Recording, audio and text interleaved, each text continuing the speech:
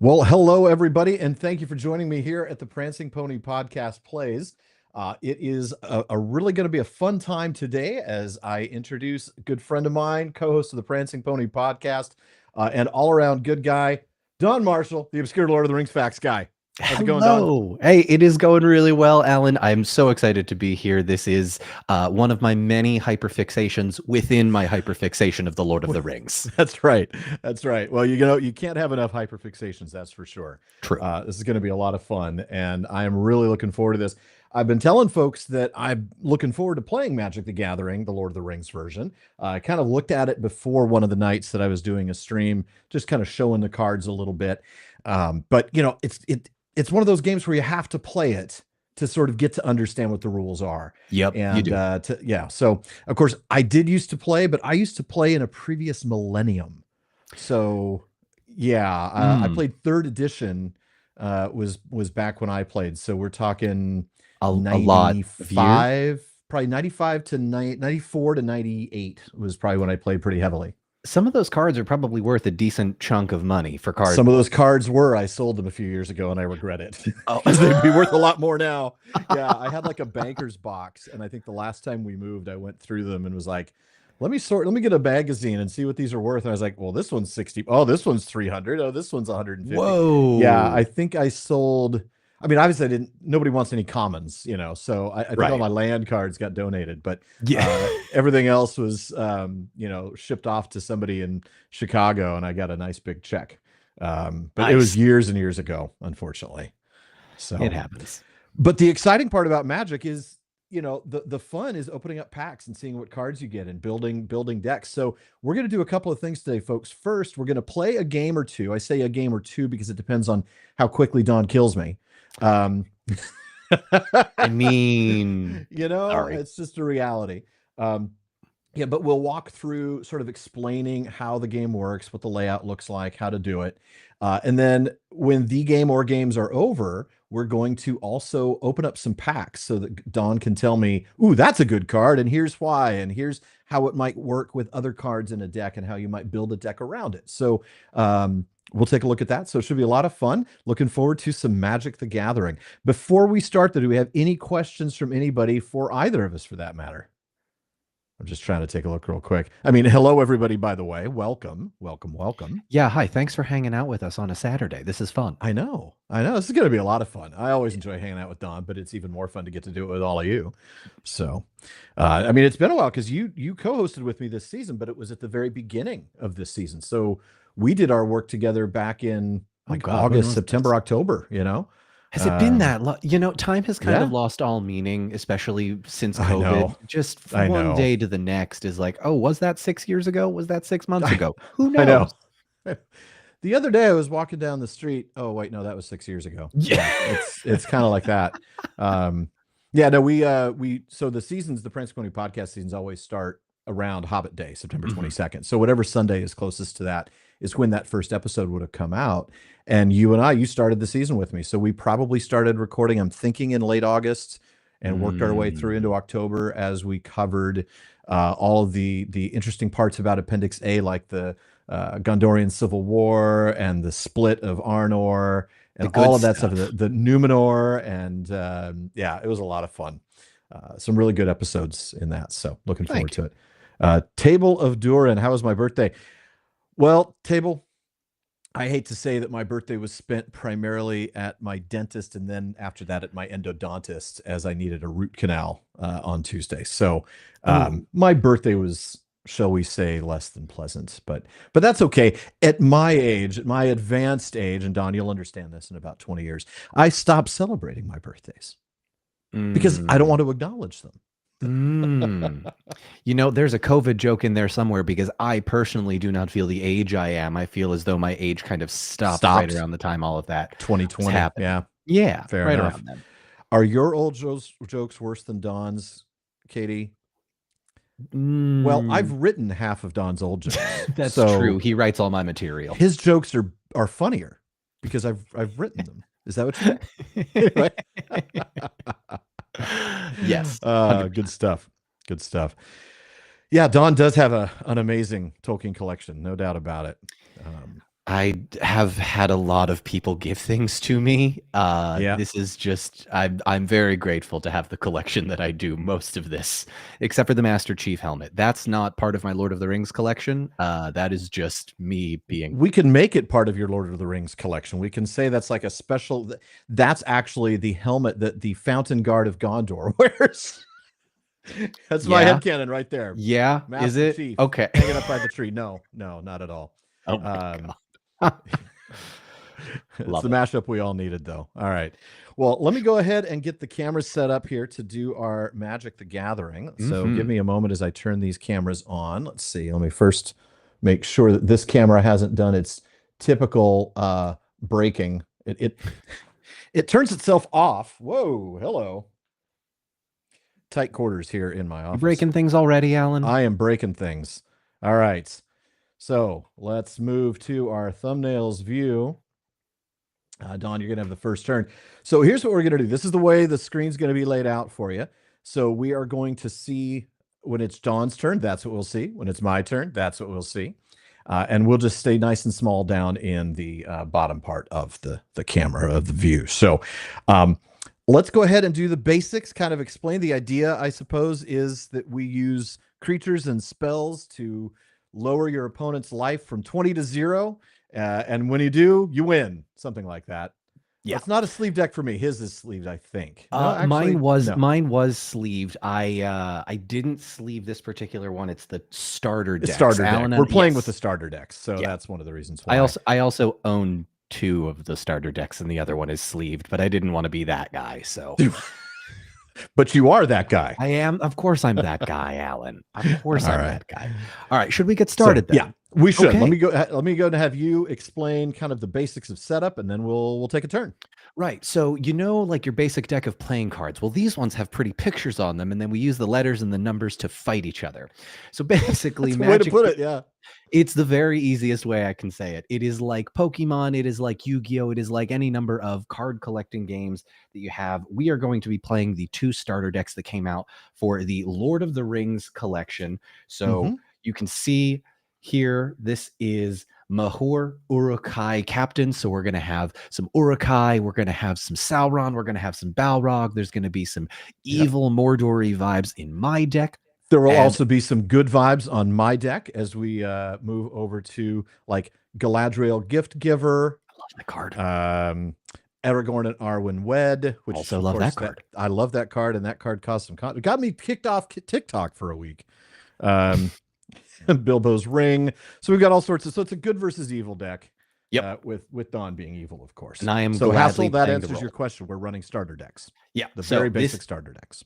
So you will notice that Alan and I have cards, but the cards are sometimes different colors. So for example, here's my red mountain. Here's my black swamp. Within Magic the Gathering, there are 5 different types of mana. We use the word mana as like the cost to play the cards. Magical energy. Yeah. Yes, magical energy, similar to how Gandalf uses it to light things on fire or fight against the Balrog. So we're using our magical energy down here on the bottom row to do something called tapping, which is basically turning it sideways to let you know that we've already used it. Once we tap the cards, we are getting that magical power and able to summon creature cards out onto the battlefield. We can also cast a few spells, make a few enchantments here and there, depending on what we draw. We are starting out with 20 life each. The goal is to reduce your opponent's life total down to 0, at which point you will win. Mhm. Each card has 60, or excuse me, each deck has 60 cards in it with varying power and toughness. So, for example, if I'm playing with an Olog High Crusher, this guy has 4 attack and 4 defense. That is the 4 you That's going to be see. a tough guy. Yeah. It is going to be a tough guy. It also helps that he cannot be blocked unless I control a goblin or an orc. Oh, So I have wow. to be very Okay. careful about this. Yeah, So you there's a do. couple of different conditions. Each card has their own, different type of abilities. There are special things that I can do to damage Alan's life total directly. He's going to try Mhm. and stop me from damaging his life total. I'm going to Right. try and do the same.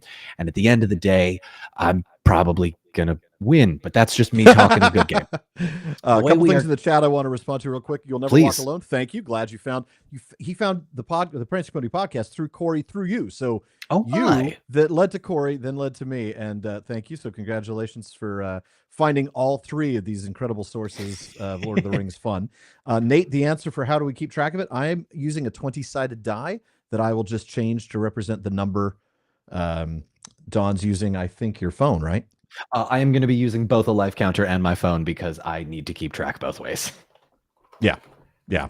There is an app, but it's and eventually one of these days we'll probably move to something like the Arena app and play it there if we can figure out how to do that. But Exactly. in the meantime, we wanted to kind of show you the old-fashioned way.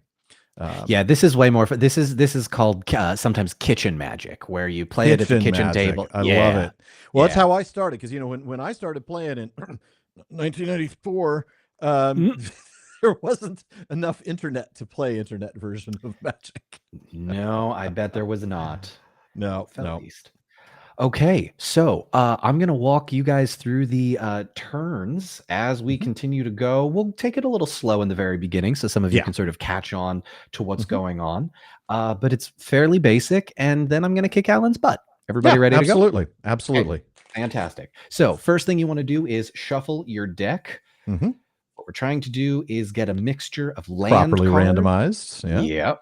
So when you draw, you're going to draw 7 cards, and you basically want Mhm. maybe anywhere from 2 to 4 lands, depending on your deck. The land Yep. cards are the ones that I showed you that are the mountain for me and the swamp. Yep. And I'll then have Alan, plains and mountains, or no, plains and forests, because I'll have white and green. yeah, playing with the elves. So Yeah.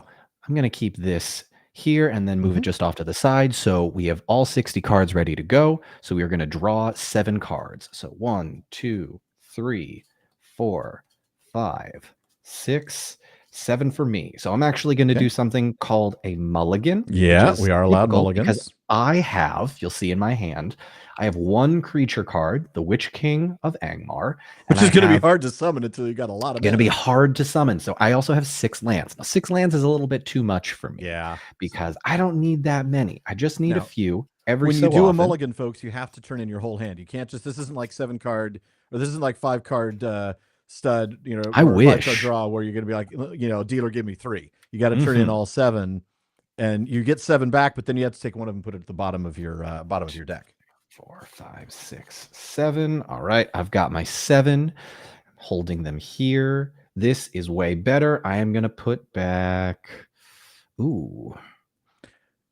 See, now he doesn't. He's not going to show me what he's got. He doesn't need to now. All right, so we're going to take that card, put it at the bottom of my deck, So now he keep only my has 6 library cards. over here.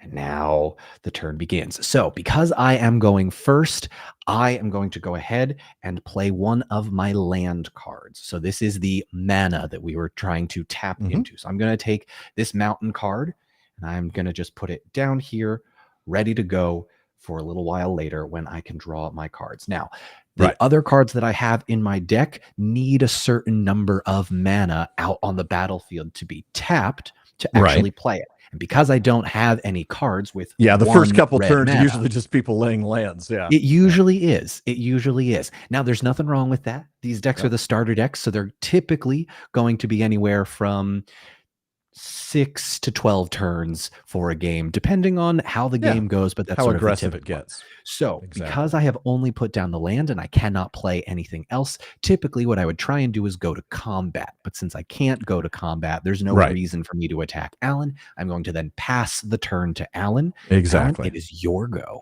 All right. And in the meantime, I'm going to answer Nate's question. When you get rid of that first hand, when you do a mulligan, all 7 cards go back in your deck.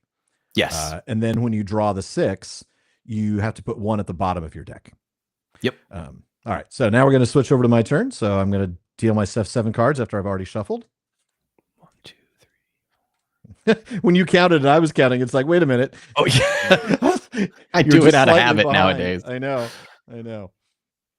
All right. So I'm going to look at my cards because I need to see what they are first. Mm-hmm. And I have 0 lands. So I'm also going to do a mulligan. And because here I got we go. nothing but creatures and a couple of instants, which is great. But I'm going to put those back in and shuffle. Because good heavens, man. That's not a great start in terms of first opening 7. You typically want anywhere from at least a couple lands, please. Yeah, 2 to 4 typically. And I would have kept it with 2. Oh, look at you. You're doing the card dealer's shuffle. You're just straight up bending that's sacrilege in some communities. I know. Just be forewarned. This is a starter deck. Yeah, you can get these pretty much at your local game store. A lot of local game stores still have the Lord of the Rings cards available on shelves simply because they are so popular. It's a good IP to have for Magic the Gathering. All right, Alan, so now I got 7 again, and I'm going to take a look and see whether these are worth. Well, because you could take another mulligan, but then you got to put 2 cards at the bottom. So I think I'd allow you to just maybe draw another 6 and then hope for the best. I'm going to keep this, and I'm going to, let's see.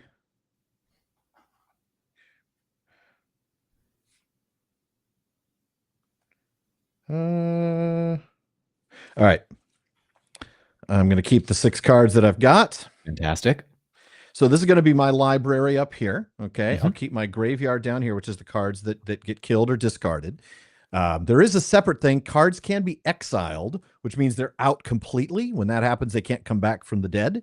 Yeah, there's no Gandalf coming back from the dead in this one when you're But exiled. you can come back from the graveyard. You just can't come back from exile. Yeah. So, all right. I've got my thing. So I'm going to go ahead and lay a land. Okay. And yeah, I can't do anything with that anyway. So the turn is back to you. Now, when do we draw cards? We draw cards at the beginning of our turn, correct? Yes. So this is the phases of a turn. So this is the beginning phase. If any of my magic was tapped, meaning tilted 90 degrees to signify that it had been used, I would untap all of my cards. I would then draw a card, which is what I am going to do now. As soon as Alan, as soon as I change to the camera, this is where I need a producer. Yeah, my hand is ready. I'm ready to go. All right, so I'm going to go ahead and draw. Ooh, and I am actually able to play a pretty decent card right now. So I am going to play this swamp. This is a black mana. So now I have 2 mana out on the battlefield. So I can play anything that has a cost of 2. So I'm going to go ahead and as long as it's not 2 red or 2 black. As long as it's not 2 red or 2 black. It can be one red and whatever. And a neutral, or 1 red and a black, or a black and a neutral. Yeah. In this case, I am going to, Alan, if you don't mind switching to my face camera, I'm going to hold that up as our first creature card. This is the Goblin Assailant. He is 1 red mana and then 1 neutral or colorless mana. It can and be he's a 2/2 already. Wow. He is a 2/2 already. So he has 2 attack and 2 defense. Now, unfortunately, I've put this out, but I cannot attack Alan this turn. No. He has something called summoning sickness. It basically means that if I were to try and just say, go, go, go, attack all at once, Alan would be dead very quickly, and fun of the game would be gone. So for me. Well, yes, for you. There are cards that can attack right away. Unfortunately, Goblin Assailant does not have that ability. Very few of them do, right? Very few, yes. What is that? What is that ability called? The ability is something that Shadowfax has, which is an ability called Haste. Haste allows you to bring a card out and attack the very same turn it was summoned. But unfortunately, this little goblin guy with his cute, adorable little knife just said, nope, we're just going to stay here. He needs some Dramamine. All right. All right. So we're gonna do my turn too, because that's the end of your turn, right? That is the end of my turn. Your creature, I cannot can't do anything. Okay. So now it's my turn too. So I'm gonna go ahead and draw a card, and I am going to play a plains, and I can't do anything, which is terrible. Oh no. I can't do anything. So that means it's Don's turn again, and that's going to cause me some trouble. But Did you anyway, draw a card, Alan? Just making I sure. did. Yeah, I Okay. did. Unfortunately, I drew another creature. So, Oh but no. Oh or no. another sorcery. I don't have anything that I can play yet. Well, actually, hold on. No, Oh, I do. oh, here we I go. do. My bad. My bad. That's all right. That's why I come. That's why I Wait. come back. Just No, gotta I check. can't. It Switch it. requires a forest. It requires a forest. My bad. All right. So back to my turn. We're Yep. gonna untap all of our mana. So the Mm-hmm. mana I can now use again. These two are able to be used every turn, so long as I Mm-hmm. untap them. I then draw my card. That's my beginning phase. We now move into the first main phase, which means I can play basically any card I want. And what I'm going to do right now is I am going to play another swamp card. This is Oh another boy, land. I'm going to be in trouble if I don't start You might drawing be some cooked, forests. Alan. I'm not going to say everything's horrible for you just yet, but we're getting there. All Because right. we're doing a demo, I'm gonna look for a forest, so I draw a forest next turn. Fair enough. Okay. It's my stream, dang it. Yeah. I love it. All right. Okay. So you ready for this? I'm gonna keep it nice and light. I'm gonna tap one mountain. I'm gonna tap one swamp again, and I am Mm-hmm. going to play the same card because you can have up to 4 cards in a deck. Yep. This is another Goblin Assailant. 4 So copies of the same card in a four, deck. excuse Right. me, 4 copies of the same card. Correct. So because this one on the right has summoning sickness, I can't attack, which is unfortunate. But because that guy that I played last turn, who is also Goblin Assailant, is here, I am Mm-hmm. going to go ahead and tap him, signifying that I would like to attack Alan's life point total. So we started Mm-hmm. with 20 life. I would like to deal 2 damage to him. Right. Now, if Alan had something that was out and said maybe Right. block that creature, he would be able to not take that damage. But unfortunately, because there are no blockers, the damage goes right to Alan. So Alan, please lower your life total from 20 to 18. Yeah, I've got no choice on this one. Mm-mm. I'm at 18. By the way, Katie says in the chat, I'm going to have Nerd of the Rings teach me so I can beat both of you the next time I'm around you 2 in person. Hey, there we go. All right. If it helps, Nerd of the Rings has beaten me, I believe, 5 times. So he's I would chalk it up to beginner's luck, but he legitimately had a wonderful grasp of the game right away. So I credit that to him. He is very good at this. Okay, so you have taken that damage. Mm-hmm. Correct. You cannot stop the damage. We are now out of the combat phase. Now, theoretically, if I wanted to, we go to a second main phase, meaning if I had mana left over and wanted to play another spell, which I do, unfortunately, I don't have anything that I really want to play right now. So I'm going to hold off and pass the turn to you, Alan. All right. Now it's my turn. So I'm going to go ahead and draw a card. In this case, I know what I'm going to draw because this is a demo. I've drawn a forest. So I'm going to play my forest. All right. And now I need to figure out. Hold on a moment here, because I got to figure out what I want to do.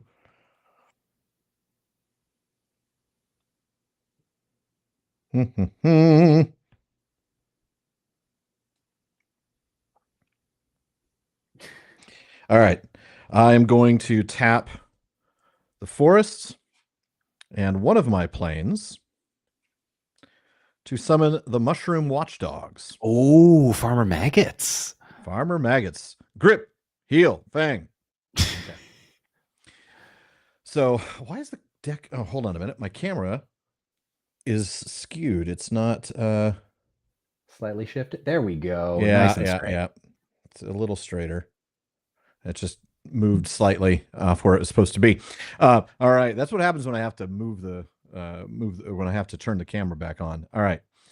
So I have summoned mushroom watchdogs. They have summoning sickness, which so I can't do anything with them.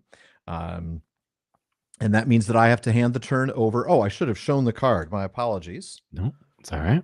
That's the one thing we're trying to do is kind of teach you. So there's the art of the thing. And what it is, it's a 2/2 creature like his Goblin Assailant.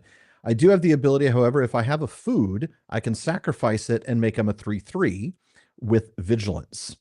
Vigilance, Dawn, can you explain what that is? Yes, I can. So you'll notice on my side of the deck, when we get to it, my creature card that I attacked with this turn is tapped just like my mana, signifying that I used it. So I can't use it for another turn.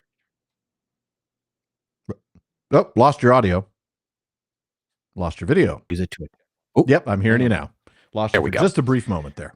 All right. So the creature itself is tapped, meaning I cannot attack, I cannot defend, I cannot block, I can't do anything. It is used up.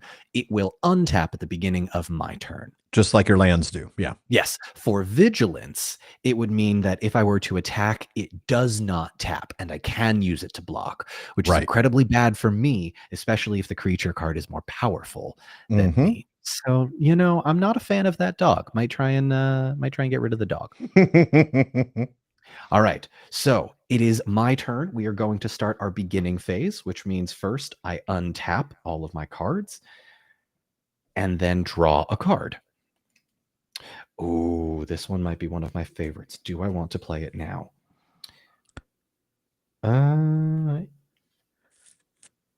It's the Lord of the Rings edition, Yonatan. It's we're using the Lord of the Rings starter decks. All right. I am going to bring out yet another goblin card, but it is not Goblin Assailant. So I'm going to tap 1, 2, 3, and bring out Grishnok, Brash Instigator. Now, Grishnok is a 1/1 goblin. So I'm going to put him right next to my other goblins. So he's not as powerful, but he has a fun ability that is very specific to this deck. Alan, would you mind putting the camera? I was about to say, let's put the camera on you so you can show that card. So, this card specifically has a fun little ability. You can see Grishnok here. When Grishnok enters the battlefield, like he just did a moment ago, amass orcs 2. So amass is an ability within the Magic the Gathering series, specifically for the Lord of the Rings, basically allowing me to build an army of orcs separate from my other little army worthy of Mordor. Exactly. So when he enters the battlefield, amass 2 orcs. When you do, until the end of turn, gain control of target non-legendary creature an opponent controls with power less than the amassed army's power. So it won't apply to your dogs, unfortunately. I can't control the dogs, but if it did, it would have been pretty cool. If the dog was a 1 mana creature, yes. Or I'm sorry, 1 power creature. Yes. Then it's basically making it a little bit more even so I don't completely steamroll you. Because that would be steamrolling. It for would a 3 be mana card, yeah. So I am going to bring out my little token. This is the Orc Army token. You've got this little boy band of orcs here. And the boy band of orcs is dropping their hottest mixtape and also letting Alan know that I now have 4 orcs on the battlefield. And this so this specific one, and he's a +1/+1, right? Yes. And here's what I'm going to do. I'm going to put a little +1 counter on him. I do have some counters as well, so that'll. I typically, actually, you know what? I do. Let me grab a dice. So I use this little red dice that I have here. Oh, this is the weighted dice my friend Whitney gave me. Shout out to Whitney. Smoking glue guns. We are going to put this with the little 1 on the dice to let them know, hey, this creature is a 1. Or excuse me. It's actually amass orcs 2. So this is now that's right. 2/2 creature. So you've got 3 2/2s plus Grishnok. I do. Wow. I do. I am probably going to attack you now, if that's okay. You probably are. Yeah. Okay. Now, for those of you wondering sort of how the attack phrase is going to work, first I have to declare my attackers. Now, I know that Alan has a 2/2 dog creature, right, Alan? Yeah, that's correct. Okay. I also know that if my 2/2 creature were to go up in combat against his 2/2 creature, they would both cancel each other out and destroy each other. It's a kind of mutually assured destruction. That it so is. If I were to attack, I would maybe say lose this goblin creature. And the question is, do I want to lose that goblin creature? And the answer right now is yes, because I am taking a calculated risk. Yes, he is. So here's what's going to happen. I am going to first declare my attackers. So I am going to declare that this goblin assailant and this goblin assailant, by being tapped, are going to attack you, Alan. You now have the ability to declare your blockers. Would you like to put up your little dog creature, dogs, I should say? I would not. I'm Okay. going to take that damage and go all the way down to 14. So Which Alan is going to stinks. take 4 damage, 2 from my one goblin assailant, 2 from the other. And he is going to take that 4 damage, and you are now down to 14. However, that now means that if Alan were to increase the power of his dog creature,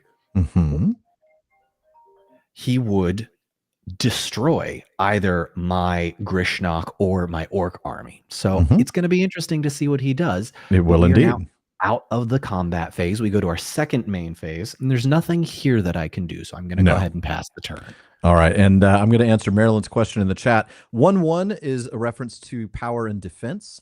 The mana is the initial cost. So if you hold up a card, I'll do a real quick deal. So if you look at a card like this, you'll see in the upper right corner, the cost is 1 green mana and 1 neutral mana. If there were 2 trees, it would be 1 neutral and 2 greens. And then at the bottom, you can see the 2/2. That refers to its attack and defense. If it was 3/2, then it would have 3 attack and 2 defense. 2/3 would be 2 attack, 3 defense. And that's just their power when they're in that role. So if this was, for example, a 2/3, I would have used it to defend against one of the goblins because it would have killed the goblin and not killed my dog. There we go. Right? Okay. All right. Okay. So my turn. So I'm going to go ahead and, so I untap, right? Because it's the beginning of the turn. So the first thing you do is you untap and then you draw. And I'm going to play a second forest. Now I need to take a look at my cards real quick. Okay. Also, shout out to Jonathan in the chat. The poster behind me, yes, is the signed Rings of Power Season 2 poster with Galadriel. Good eye. Got that at Comic-Con this year. All right. I am going to tap 2 plains. Okay. And a forest.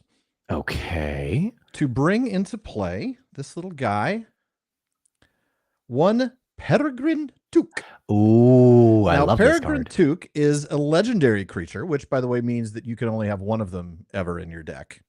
So you can't have 4 of these guys.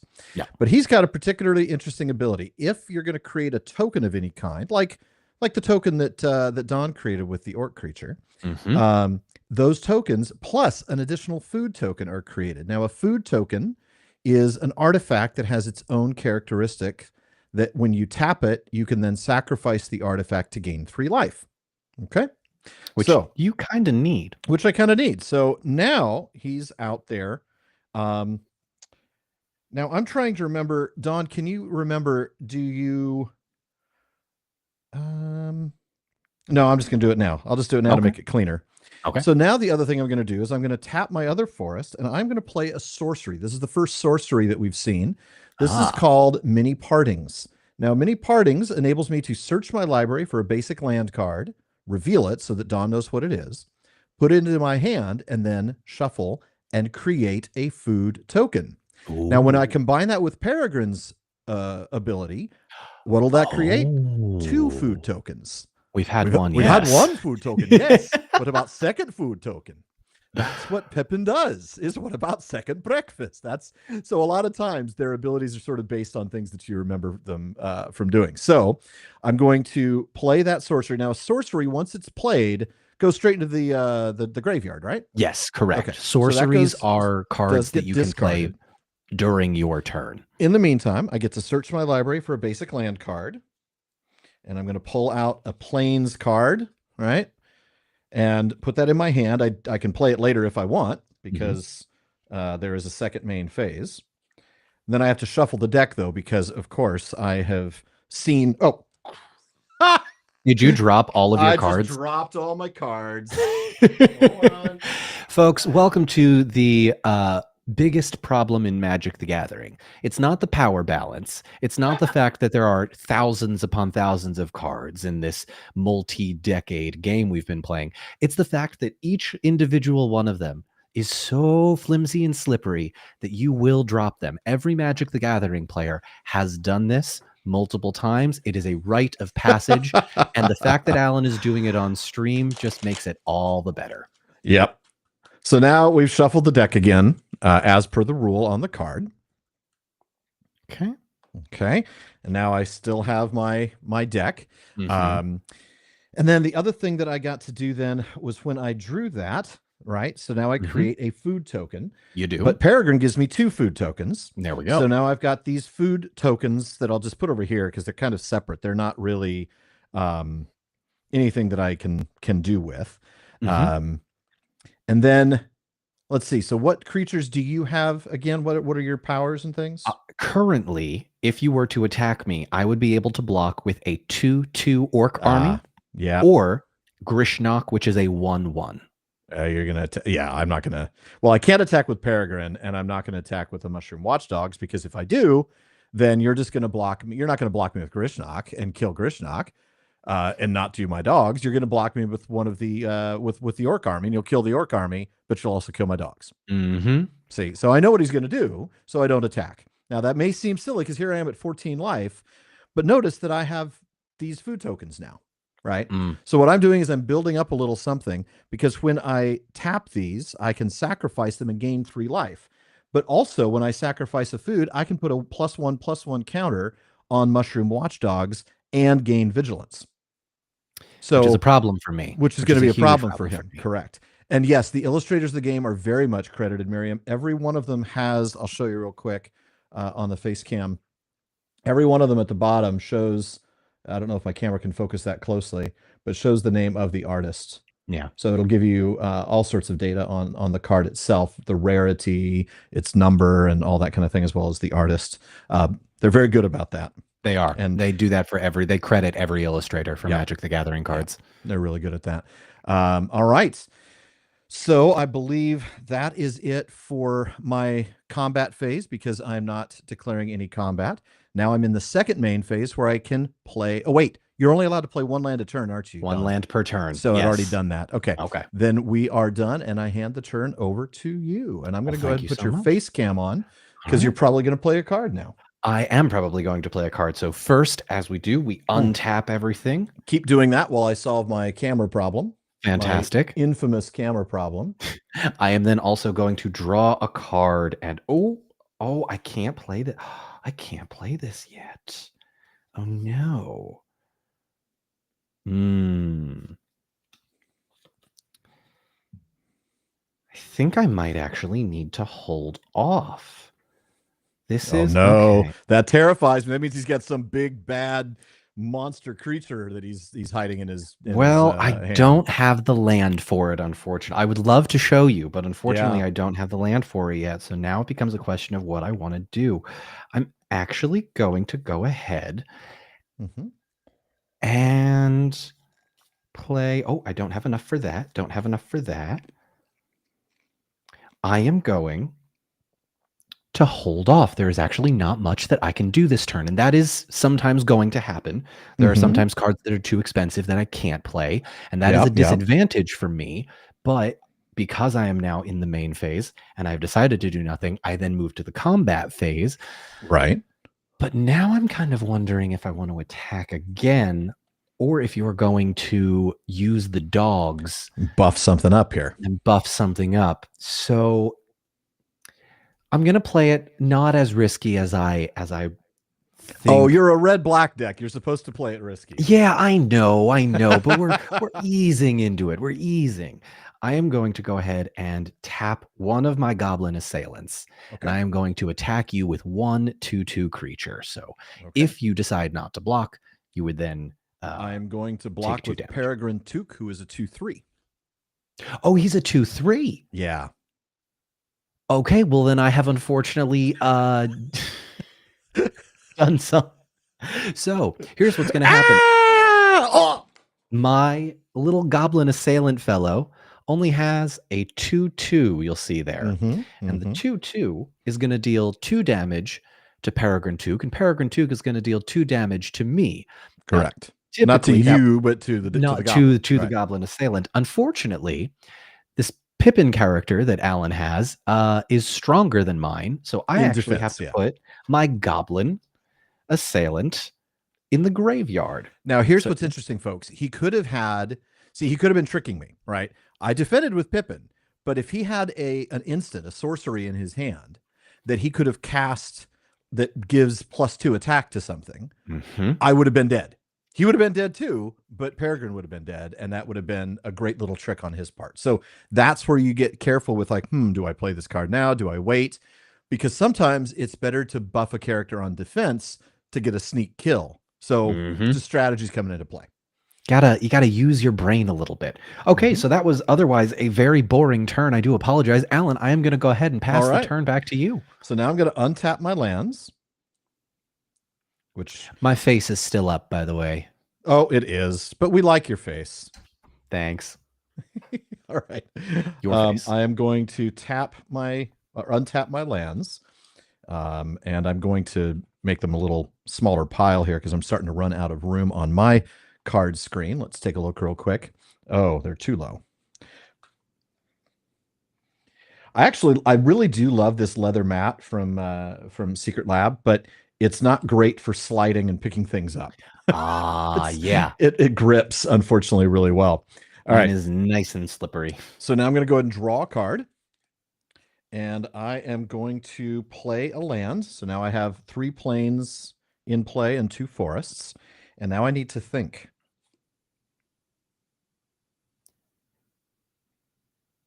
Welcome to the thinking portion of your opponent's turn of Magic the Gathering. While you wait, please type the word Grand in the chat. All right. So let's see. 2, 3, 4, 5.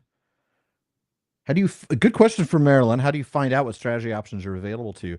Basically, you play and you learn. I mean, as you go, you're like, oh, I see how this mechanic works. Okay, I see how I might use this. It's just sort of over time you start to develop those things. There are also dozens of people out there who have posted online YouTube videos, about how to build decks on their YouTube channels, youtube.com/DonMarshall72. If you were so inclined to try and pick this up, you might learn how to build a deck. Yeah, you absolutely might. I am going to I'm going to play. I'm going to tap both forests and 2 of my 3 plains. Okay. And I am going to play, and I'm going to put this on the screen, on the face screen, Knight of the Keep. No, I'm sorry, not Knight of the Keep. Not Knight of the Keep. My bad. Protector of Gondor. That's who I wanted. That's Protector of Gondor. He's a very expensive card, 3+1. Not very expensive.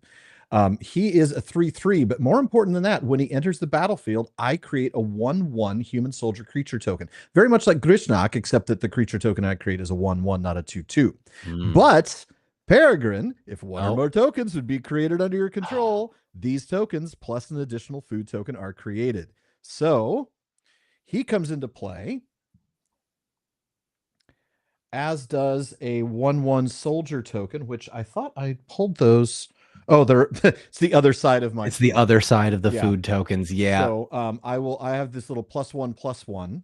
Sounds good. I will put him as a separate creature there. He's a 1/1 human creature. Well, you get 2 of those, don't you? No, I just get 1. I create a 1/1 white human, and then Pippin gives me the token plus an additional food token. So I get a 3rd food token. Okay.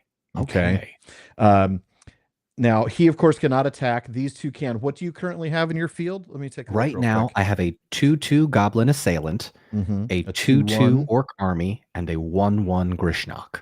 Okay, so here's the thing, folks. I could attack with Peregrine, but that would be. But I'm going to tell you why that's silly. He's a 2/3, and you think, well, none of those creatures on their own could kill Pippin because none of them have a 3 strength. But if I were to attack with Pippin, he could then use his goblin, his assaulting goblin and his orc army to defend mutually. Now it would kill both of them. No, it wouldn't actually. It would only kill one. I would get to decide. Yeah, you get to decide. He gets to take the 2 damage and apply them to 1. So probably he'd kill his orc army. But either way, he'd lose one of those 2. But the 4 damage done to Pippin would kill him. Yes. So it would only kill 1 for 1. And more than that, I would lose an ability that I really like to have because the tokens are really nice. So we're going to not attack yet again. I love these kinds of these are my favorite when everyone just gets their armies out. It's like a chess game of seeing what abilities are gonna do what and just it Right. delights me. It's a lot of fun. So let me go ahead and switch back to Dawn. But before I do, I want to catch up on the chat real quick and see if there are any questions that I am missing real fast here. I like Voicey's idea of when you play Lotro, every time you loot something, your character says, I name this unto myself. Yes, very much a Good Melkor idea. moment. I love that. I love that. All right. So I am going to go ahead and draw a card, which is good because I'm going to play a swamp. Okay. Now, I am going to tap my mountain as well as two others to play this fun little guy, the Mordor Trebuchet. Oh no, a trebuchet. Oh yes, no. the Trebuchet is one of my favorite cards because it has something called Defender, which means I can't attack with it, but it is very strong at keeping me alive. It has one attack power, which is not a lot. It's not even going to kill anybody attacking you. It has 4 defense.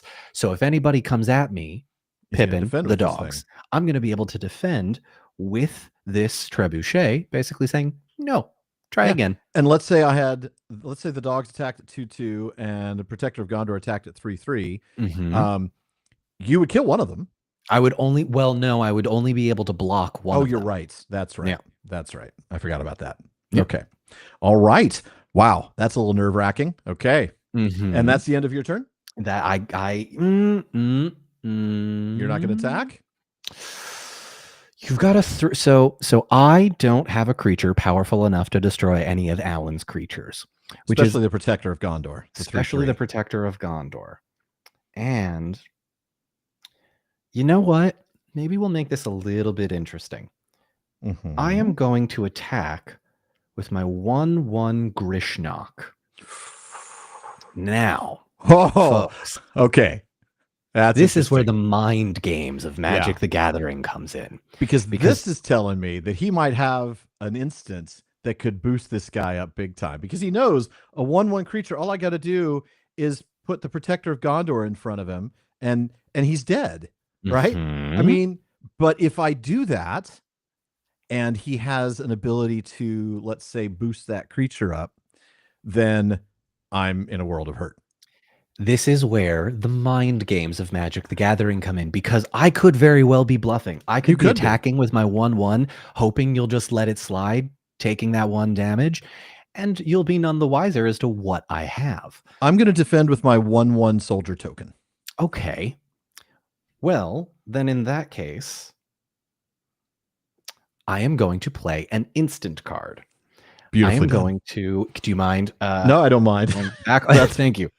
Alan, if you could switch back to my face card, I'm going to go ahead and tap my swamp and play a card called Shelob's Ambush. No! What it does is my target creature, meaning Grishnok, the goblin, gets +1 attack and +2 defense and gains Death Touch. So that means even if I was a 6/6, you would have killed me. Yes, Death Touch is basically the poison ability. No matter how big and strong you are, Death Touch is just the lightest touch and you are dead. So I am going to go ahead and play that, meaning that I will only have 2 attack, or I will have 2 attack and 3 defense this turn only. So your human creature token dies, and my Grishnok gets to survive. Correct. Very well played, and I love that. That was a wonderful example of using an instant. And good strategy, because if I had defended with my Protector of Gondor, I would have been very sad. And that's the other thing. You're like, do I just sacrifice a guy? Now, I'll just tell you this. If that were me, and I think Don did this because he's a nice guy, he played that instant in a moment where it helped him, but it didn't help him hugely.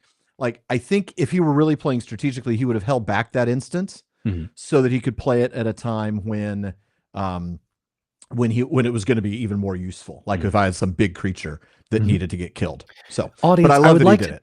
Thank you. I would just like to note that this is the half of the Magic the Gathering game that I love, which is the mind games, because now it's fun times. You know that there's going to be potentially another Shelob ambush. You could have 4. You could have 3 more of those things.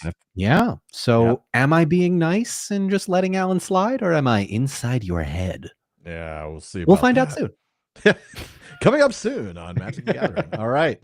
Well, All that right. is the look of the board now from his side. And there's a look of my side with the 1/1 token gone. So now it is my turn. I'm going to go ahead and draw. Oh, I'm going to untap, of course, which means using both hands because Leather mats. leather mat. Okay. Draw a card. And it is a forest, so I will play that. Lovely. Okay. Now I have to decide some things. So let me take a What look to real do quick. with the time that is given to you? What to do. Now, the good news is he's used that death touch in attack, which means that Grishnak cannot be used to defend. No. So that means that I'm not having to worry about running into a death touch, but maybe I do. Maybe he has another death touch. But he doesn't have any mana. So now I'm thinking, okay, so he's got a 2/2 Goblin Assailant, a 2/2 Orc Army, and what's that other? Oh, the Trebuchet, which is a 1/4 1/4 defense. Okay. All right.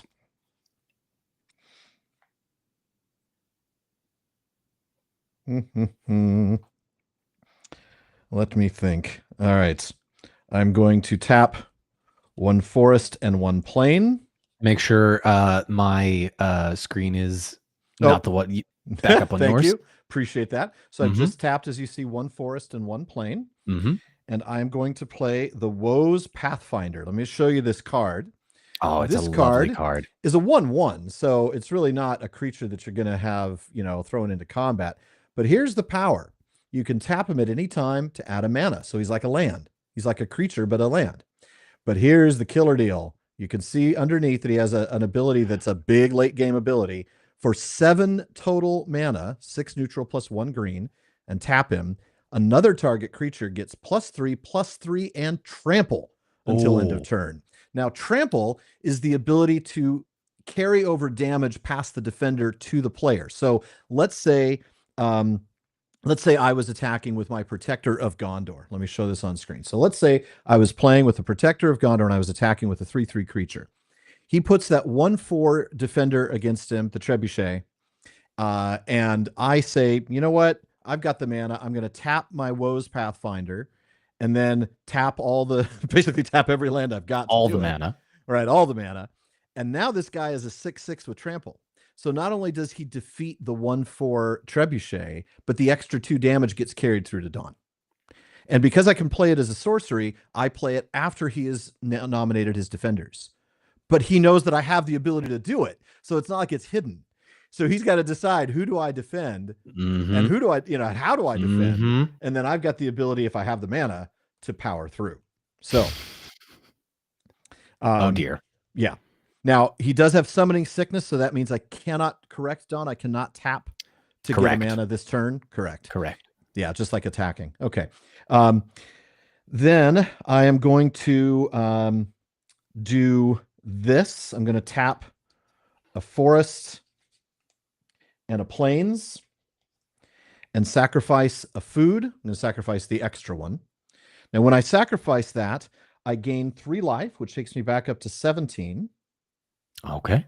But more than that, I put a +1/+1 counter on the Watchdogs, and it gains vigilance until end of turn. Ooh. So now he's a 3/3, but the vigilance doesn't help me so much. Actually, it does. It means I can attack and still use him to defend. And let me see your board again. I have the Goblin Assailant at 2/2, the Orc Army at 2/2, and the Mordor Trebuchet at 1/4. Okay, so if I sacrificed another food, I would make this creature a 4/4 creature with vigilance. He could defend then, and this is how I have to think. He could defend with his Trebuchet and with somebody else, but he'd have to defend with all 3 in order to kill me. Right. But then he would only lose one of those creatures. Because, well, wait, how would that work again? I would so you assign damage. I get to choose what order you do it in. So I would probably, theoretically, if you were to do that, I would probably defend with the Mordor Trebuchet and the Goblin Assailant. Yeah. Probably get rid of the Goblin Assailant. It's not as helpful. So you take 2 damage to the Trebuchet, yes, but you would lose the Goblin Assailant. Yes. Right. Yes. Exactly. Okay. So the interesting thing there is, what do I do? How do I strategize? So I'm going to do that, by the way. I'm going to tap 2 more. Can we see your board?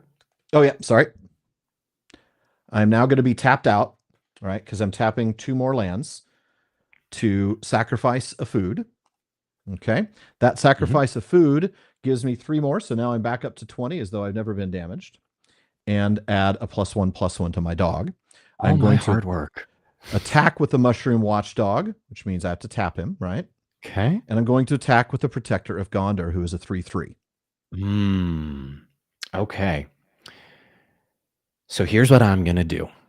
I Mhm. am going to assign blockers, and I Right. am going to block your Mushroom Watchdog with my Mhm. Goblin Assailant. Let me move the life counter out here. Right. So that Goblin Assailant is now gone. Right. And then I am going to block your Baragon, which is a 3/3, My with my Protector. Trebuchet. Okay. Yes.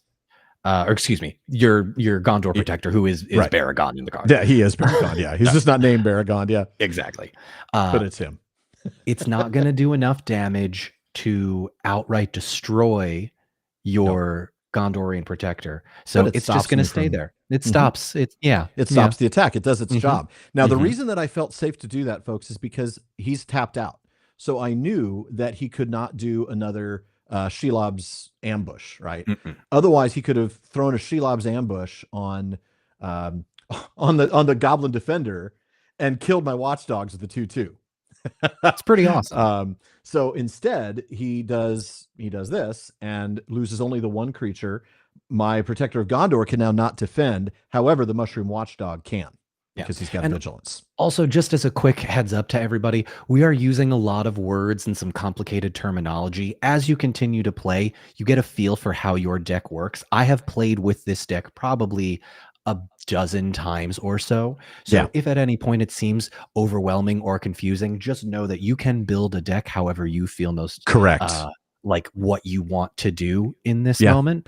You could And have a it's simple good deck. fun. You could have a You deck can. filled with a bunch of 1 or 2 mana creatures that just floods, speed zone, and Yep. attacks.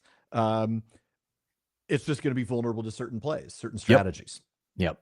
You could have a slow deck where you have nothing but, Ents that are like 6/6 creatures, but the odds of you getting any of them out before you're dead are slim. So I have a balance. dragon deck where one of my dragons cost 10 mana to summon. Oh my goodness. Talk about late game. It's All right. very late game. All right. So that has ended my turn. And so I pass the turn to him. Now, before I do, you'll see all my land is tapped. So he now knows that I can't play any sorceries or instants. I don't have any mana left. No tricks. The Watchdogs I've untapped because he has vigilance. So he's a 4/4. He can defend. So can my 2/3 Peregrine and my 1/1 Woes Pathfinder. But my Protector of Gondor cannot defend. So now I'm going to go ahead and switch back to Dawn. All right, let's do it. So I'm going to go ahead and untap everything. My little army is dwindling here. Not sure I like that. Going to go ahead and draw a card. Alan. Yes, sir. I feel like I'm in trouble. We're friends, so I'm going to do this as politely as possible. This is a board wipe. No, not quite, but close. So I'm going to go ahead and play my mountain. This is my land card. This is the mana. And then I am going to go ahead and I'm going to tap all 5 for, oh no, bring it back to my face. Yeah, I'm going to. I am playing Sauron the Lidless Eye. No. Yes. All right, show us what that card does, sir. All right, so here is what it does. When Sauron the Lidless Eye enters the battlefield, I gain control of target creature an opponent controls. You just take a creature. I also untap it, and it has haste until the end of turn. Jeez. It is powerful the highlight card of this deck, and I is. absolutely love it. It is one of my favorite cards in the series, and I'm so glad you all got to see it. And yes, so, Marilyn, you untap everything at the beginning of your turn. Yes, you do. So I am also tapped out. Sauron has a little bit of summoning sickness, but that's okay. He gets other creatures to do the work for him. So who are you taking? Here's what I am going to do. Can I see your board actually, just so I know what I can take? Okay. No, you can take. Now, when you take a creature that I control, does it include the counters? It does include the That's counters, what I thought. yes, because So it is the creature that you can take control. a 4/4 watchdog. Mm-hmm. You can take a 2/3 legendary creature who generates food tokens every time you generate any token. Yeah, so You can I will take only take control of this for one turn, so I have to use okay. this strategically. Oh So yeah, yeah. because we're playing on opposite sides of the country, I think I will make this Hmm. quick and Yeah. say something along the If lines it's one of, turn alone, then there's no mm-hmm, point to anything mm-hmm. but the watchdogs. I will take your watchdogs and imagine them on my side. Yep, that's why I'm putting So them now where I I am on my have. board. Now, do I want to go all out on this? And I think the answer is yes, I do. Yes, I think you do. Yeah. So here's what I'm going to do. I can't attack with the trebuchet And you can't because attack with Sauron because of I summoning can't attack with sickness. Sauron right now. But I can attack with my orc army and Grishnok and the dogs. Okay, so you've got a 2/2 orc army, 2/2 orc army a and a 1/2, 1/1 a goblin. 1/1 goblin. Yep, and your 4/4 And my 4/4 dogs. dogs. Yes. Oh boy. All right, I'm going to defend the orc army. No, I'm going to defend. Wait, what's Grishnok's ability? That's only when he comes into play, right? Yes, he is known as an ETB, an enter the battlefield Okay, ability. that's what I thought. I'm going to defend with Peregrine Took. I'm going to defend your orc army. So that'll kill your. It'll kill your orc army because I'm 2/3, so it won't kill Peregrine. Orc army is gone. It does me 5 damage because your dogs have come through, plus your Grishnok. My Grishnok. So that brings me down to 15. Yes. Okay. Wow, that was powerful. And you've got Sauron on the battlefield. And I've got Sauron on the battlefield. Yes. So Sauron also has another ability, just for future reference. I have to tap 3 mana, 1 colorless, 1 black, and 1 red. Okay. Creatures you control get +2 attack until the end of turn. And play as a sorcery. Mm-hmm. And so you can do that after I've named defenders. Yes. Sauron. It's Sauron, baby. Yeah. That's well, the way Marilyn, of the game. You can do long-term strategy, but you just have to know that long-term strategy is also ruled by the RNG gods. Yes, it is. You got to be very careful. Like the more specialized your long-term strategy is, the less likely you are to be able to pull it off. You need a long-term strategy that's flexible. Exactly. Yeah, good stuff. All right. Well, that's brutal. That's really brutal, but I get my dogs back. Mm-hmm. Those are yours now. And I am completely tapped out of mana. You are tapped out, which will help me because you cannot do the Sauron ability. Okay. So I untap all my lands. I draw a card. Mm-hmm. I play that card. So now I have 4 plains and 3 forests. So you can start to see that as you get closer to the end of the game, you get the ability to do some pretty big, mana stuff. That's why your late game stuff is important. Just you have to be able to make sure you can survive to the late game. All right. Now, what's the rule again if you have no cards? If you have I still have 1, but if you have no cards in your hand, you just continue to draw 1. That's how I've always. So if I play my last card, I get to draw another one. You will get to draw another one on your next card draw phase. Okay. There's no rule. It's when you run out of cards in your library that you get. Yes. If you have no more cards left, if you've gone through all 60 and you still haven't won, you lose. You die. Okay. So I can play this guy if I want to. Okay. All right. So first I am going to play him. So I'm going to do a forest. Well, maybe not. Hold on. I'm not going to play him because here's why I'm not going to play him. This is all about the mind games, folks. This is all about the mind games because of the Woes Pathfinder's ability. 6 plus a green, so a total of 7, which I have. 1, 2, 3, 4, 5, 6, 7.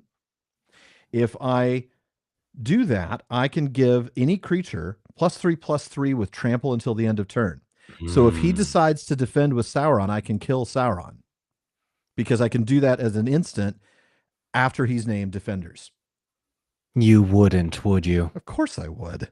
Yeah. Let me see your board. Yeah, you would. Because you went all out. So you've got the trebuchet. So Sauron can defend, and the trebuchet, of course, can always defend. Mm-hmm. So you've got a 4/4 and a 1/4. Mm-hmm. And I am going to. So if I attack with the watchdogs, who, by the way, now I have to decide. Okay, now this gets interesting. Because here's the thing. Here are my options, folks, right? I declare the watchdogs as an attacker. Okay. And then I also declare, let's say, protector of God. Let's say Peregrine Took. Okay. I'm not doing this yet. I'm saying, let's say I'm attacking with those two. And he decides to defend his, he defends with his trebuchet against the watchdogs, right?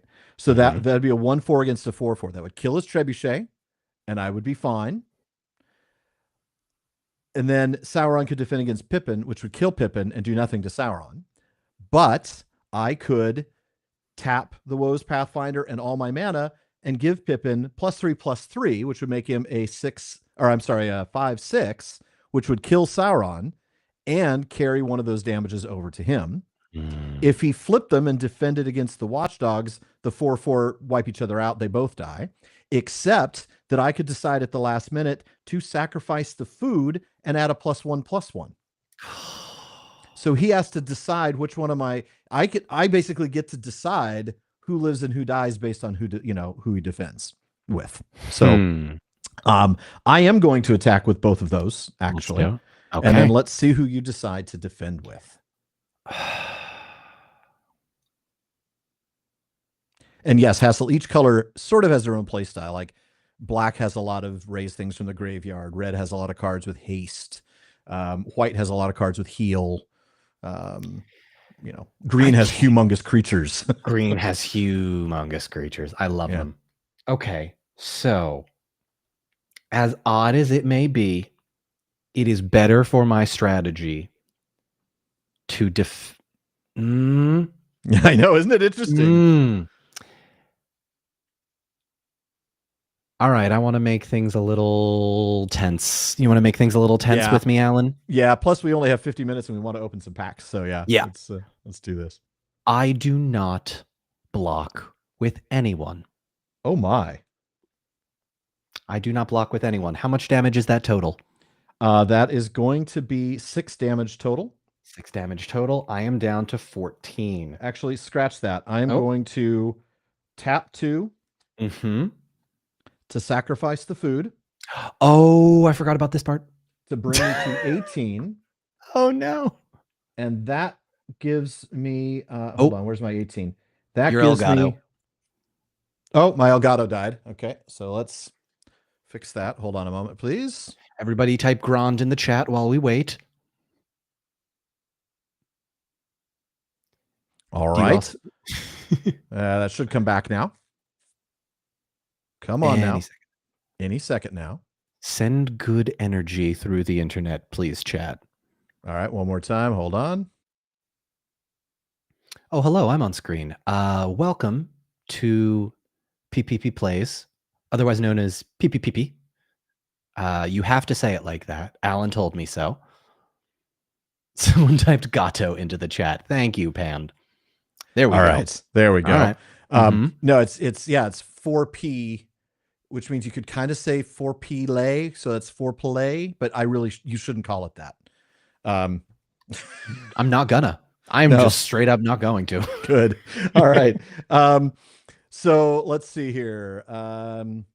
So I sacrifice that last food. That makes him a 5/5, but more importantly, it gives him vigilance, so I'll be able to defend with him. So that's why I wanted to use that. So that does a total then of 7 damage to you. So that takes you down to 13. I am down to 13 health. Okay. All right. All right. And now it's my turn is over. You have a turn, and I'm going to switch over to your camera. All right. So I will untap everything. Pippin's tapped. Yep. But the Woes Pathfinder, the Protector of Gondor, and Mushroom Watchdogs can defend. I took a gamble and it didn't pay off, but that's okay. We're going to get back to it. All right. So I'm going to draw, not helpful, a swamp. So I have another mana out. So here's what I am going to do. Oh, here's what I am going to do. 1, 2, 3, 4. 1, 2. This is.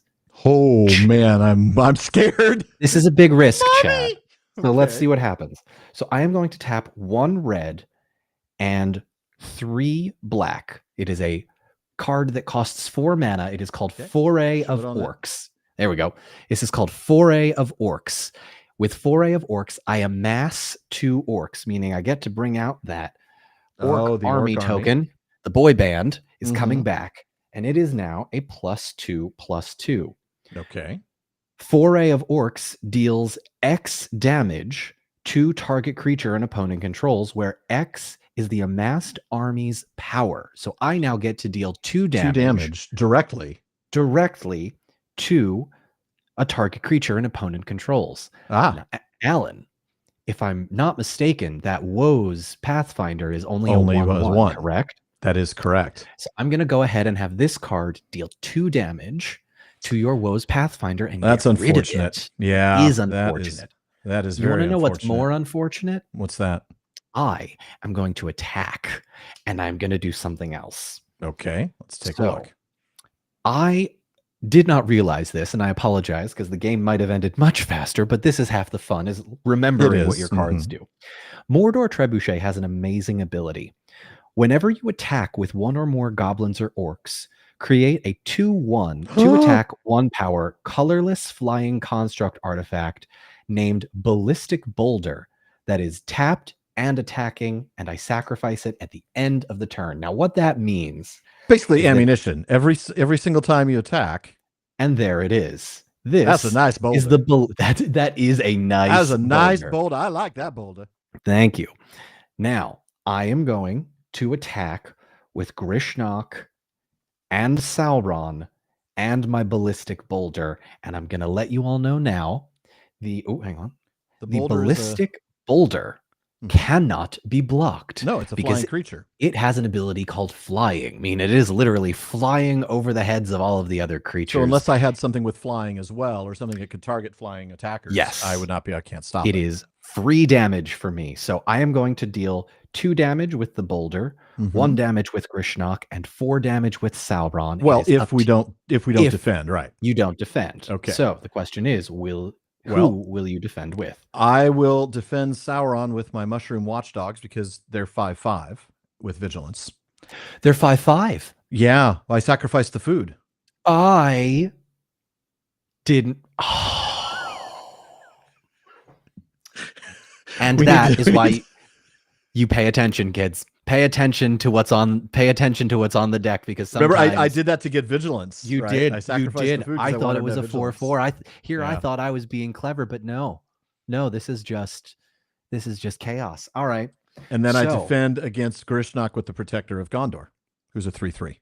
Is a 3/3. Okay, so I just need more goblins. All right, so Grishnok gone, much to my chagrin. Sauron the Lidless Eye defeated by Grip, Fang, and Wolf. I love it. Sauron just got taken out by a bunch of dogs.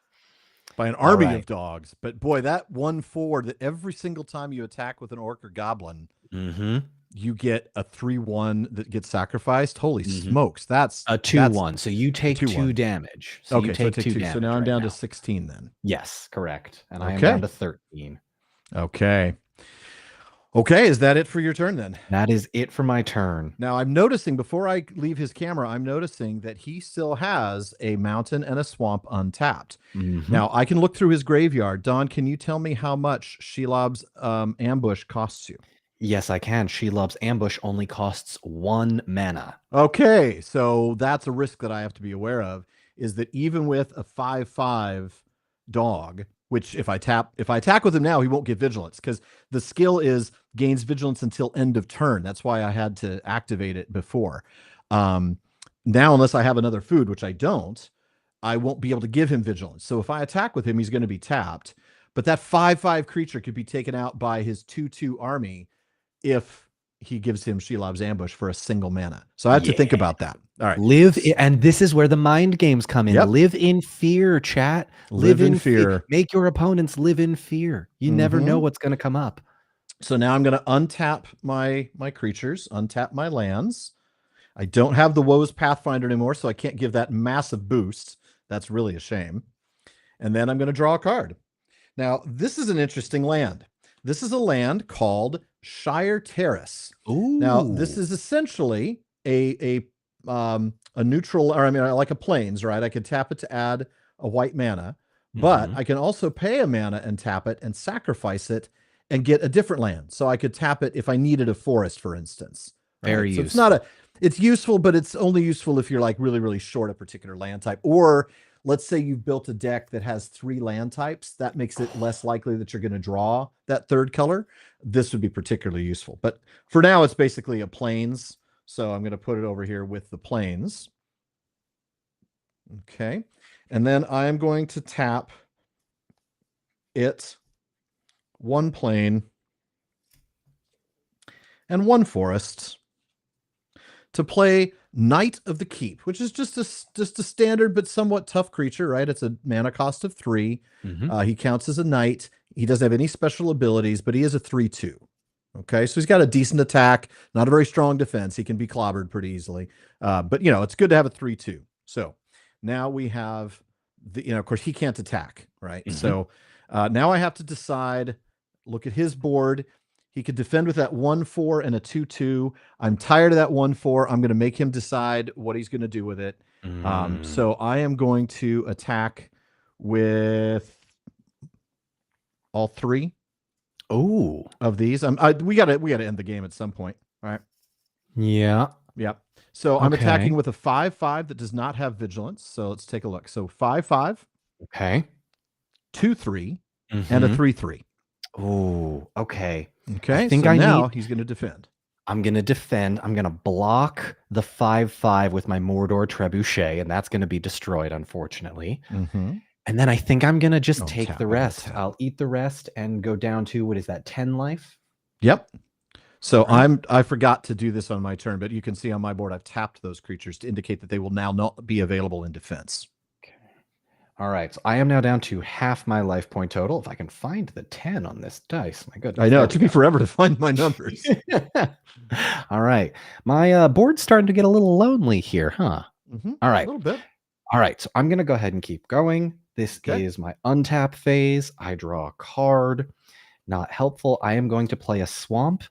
And I actually have to pass the turn because there is not much I can do right We're now up getting pretty against. close to that too. I mean, We're you could getting pretty attack. close. Let's see what happens. Let's see what All happens. right. Alan, I pass the turn to you. All right. So I'm going to go ahead and untap my lands. Now, I don't have any cards in my hand, as you'll see. That's why I need to draw a card too. I don't have anything to play, but everything untaps.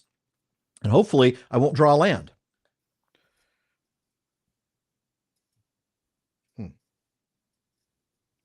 Um, I need to ask you this question, Don, because I'm not sure how this plays.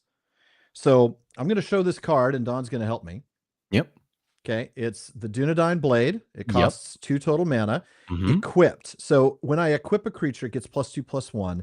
I don't Mm-hmm. understand what it means. Equip human 1, but then equip 3. So typically, if you were trying to equip this to anything that was not a human, it would cost you 3 mana. But Oh, if I you equip see. it to a human, It's only 1. it's only 1. It's So if very I were to symbolic. attach this to Pippin, it would cost me 3. But Yes. if I equipped it to the Protector of Gondor or the Knight of the Keep, it would cost me 1. Yes. You can have whole decks that are just humans. There are Yeah, artifacts that will. So this is called an artifact card. It's an right. equipment. Basically, it's bulking It's up a your boost, characters. right? Yes, it's a It's a nice buff little to the boost. character. Yeah. Hmm. Okay. So when it says in the parentheses by equip 3, attached to target creature you control, equip only as a sorcery, that also applies to the 1. It's just that it costs me 1 if it's a human. Yes, correct. Okay. So if I wanted to, for instance, I would then equip. I'm going to tap 1, tap Mhm. 2. I'm going to tap 2 Let me see and your board. attach that to the Knight of the Keep. Yep. So now the Knight of the Keep will be a Even more power. 5/3. He'll be a 5/3. Oh dear. I'm doing some math. I'm doing some math in my head. Oh no. Oh So no. let me see your board again. Let's take a look at your board. Your It board is has a just the 2/2, 2/2 orc army. which can't stop any of my guys because they have 3 or more. They do. Now I could still block some damage, but Mhm. oh, it's gonna be close. So we're gonna just do this, right? Because we got it near the end of the game. All 4 of these guys are attacking. Now, what you're defending against is a 5/5. Mm-hmm. So show the board. So you're defending against a 5/5, a 2/3, a 3/3, and a 5/3. Alan, I can only block one of those, and So you, even if I were to block the 5, you would still deal 10 damage, which is the exact amount that I have total. Alan has won the game that after an was so hour. much fun. That was fantastic. That was, Nicely done on that. thank you, Nicely sir. done on that. Thank you, sir. It was a lot of fun to play. I mean, I think we can look back and be like, if we were playing in person, you probably wouldn't have made that error with Sauron. You know what? Probably not, Because but you would have seen the 3 1s, but I would have seen that. But you know what? That's the fun of playing it over is the like this. fun. The silly mistakes, the mind games. It's You all got right to up stay there. in it, man. You got to stay Gotta in it. stay in. Yeah. So that was a lot of fun. And now we've got a little bit of time to open up some cards. So that's going to be fun. Let's Take do it. a look. Let me go ahead and put my deck back. We're going to go ahead and shuffle this too. That was a blast. And not just because I won. No, thank you, Don, because you know what? You did such a good job of explaining the rules to people. I really feel like I know I have a better understanding of the game now, and I feel like our listeners are going to have a better understanding of the game as well. That was just a lot of fun. Thank you. Yeah, the magic can seem somewhat overwhelming, but as long as you find a mechanic that you really like, my wife loves cats and dogs. Oh, that's awesome. We built her an entire deck that brings out, whenever you summon a cat, you can also bring out a dog token. Whenever you summon a dog token, you can also bring out a cat. When there are 2 of them together and they both attack at the same time, they're extra powerful. They complement each other. As long as you can find the thing that makes you happy within Magic, there is something for everyone. I am so glad that they made a Lord of the Rings themed deck. That is so cool. I love that. And you know what? I think for me, the mechanic that I really enjoyed playing with was the tokens, was adding the food tokens. Tokens are really in fun. particular. Like to have that synergy between Pippin and the mushroom dogs. To be able to, with Pippin, to generate a token and boom, pops a food token. So I generate 1 food. No, I generate 2 foods. Then I generate a soldier that generates a 3rd food. Those foods then not only serve to restore my life, because I was at 16 when you died, even though you'd done a lot of damage. Because I came out swinging really hard. I thought I was going to crush you in the first few, and we would be done. I did too. But I mean, I took a total of well, let's see, if I did 3 foods, so that's 9 damage. So yeah, I mean that's that I was able to heal. So really, you did quite a bit. You did 13 Nicely done. So that was a lot of fun. I like that mechanic a lot. Let me go ahead and set this deck aside so I don't get my cards all mixed up. And then let's take a look at some cards, and you can show me or tell me what makes them interesting. Like, let's do that. So I'm going to go ahead and go back to the thumbnails view. And I'm going to put my view large so that people can see what we're opening, and then you can talk about them. Okay. All right. So just so you know, there are different kinds of boosters. I've got 8 set booster packs that will open up. And then I have a very, very special treat to open after we've opened the 8 set boosters. But tell me, Don, there are other kinds of boosters, right? Yes. So there is something within Magic the Gathering called a draft booster. Drafts are different than set boosters. And it's really, really wild.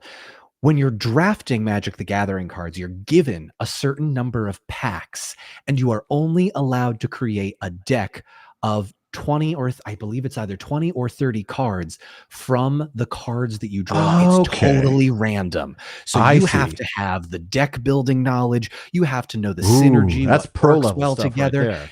And you know what? It's hard, but it is also some of the most fun that I have had. Because you gotta work with what you got. You do. And if you can't work with it, you got to try and find another strategy that works. And there is something about buying that tests your whole knowledge, doesn't it? Because if you only know how to build a speed deck with red, and your draft boosters are giving you the cards to build a blue deck, you better change your strategy, better know it. And you have to. Yeah. Exactly. Okay. So these, though, are set boosters. So anybody who is looking to collect the set, anybody who wants to just have the cards to hold as a collection. This is and Marilyn asks, by the way, in the chat, can you build a deck which involves enchantment and defense without attacking anything? Yes, you can. You ready for this? You ready for this? That deck would be great using the Tom Bombadil set. Tom Bombadil has his own card that centers around something called enchantments and sagas. So there are type of cards. Yes, sagas are fun. Sagas if you like the idea of just the most ridiculous kind of stuff. Tom Bombadil decks are the way to go. Yeah. I cannot recommend it enough. It is so much fun. That's a good one. All right. All right, So shall we? here's the now obviously the first card off the top is just their little learn to play magic card, Mhm. which is useful, but it's also a food token, so that's always Yep. handy. Then there's this Lord of the Rings Tales of Middle Earth art series card. This is the one that's Aragorn the Uniter. So this just goes in a set. So if I were to show you this on the face cam, It's very so beautiful artwork. yeah, what they do is the set also has like an entire scene, right? Like this is one of several that like lines up So as a. not this one in particular. Those Okay. are the full art cards. These That's right. are alternate arts that if I'm thinking correctly, they probably had a little bit of concept art and then chose specific Okay. ones. This is probably one that didn't make the cut, but I Right. love that I art. love think that that is too. great for I Aragorn. really do. Okay. Now we get the actual cards. So All let's take a look right. at what we got. Now there'll be what's the stack? What's the numbers in a deck or in a You booster? know what? For set boosters, I think this might be 10, but that includes a land and a token. So, Okay, so we got the token already. So okay. here's the land. We get a mountain land. We get a Mirkwood Spider, which is a common, right? It's a 1/1 creature, but with Death Touch. Ooh, yep. And That's a good whenever he one. attacks, then any legendary creature you control also gains Death Touch. Mhm. Mirkwood Bat. So this is a 2/3 creature. I'm going to try to hold these a little higher up. There's a 2/3 creature with flying that whenever you create or sacrifice a token, each opponent loses a life.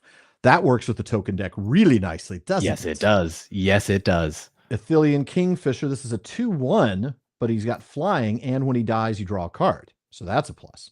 I Mhm. mean, in other words, you don't mind if he dies because you get benefit from that. Yeah, exactly. Now we start getting into the uncommons. So this is Rising of the Day. This is an enchantment.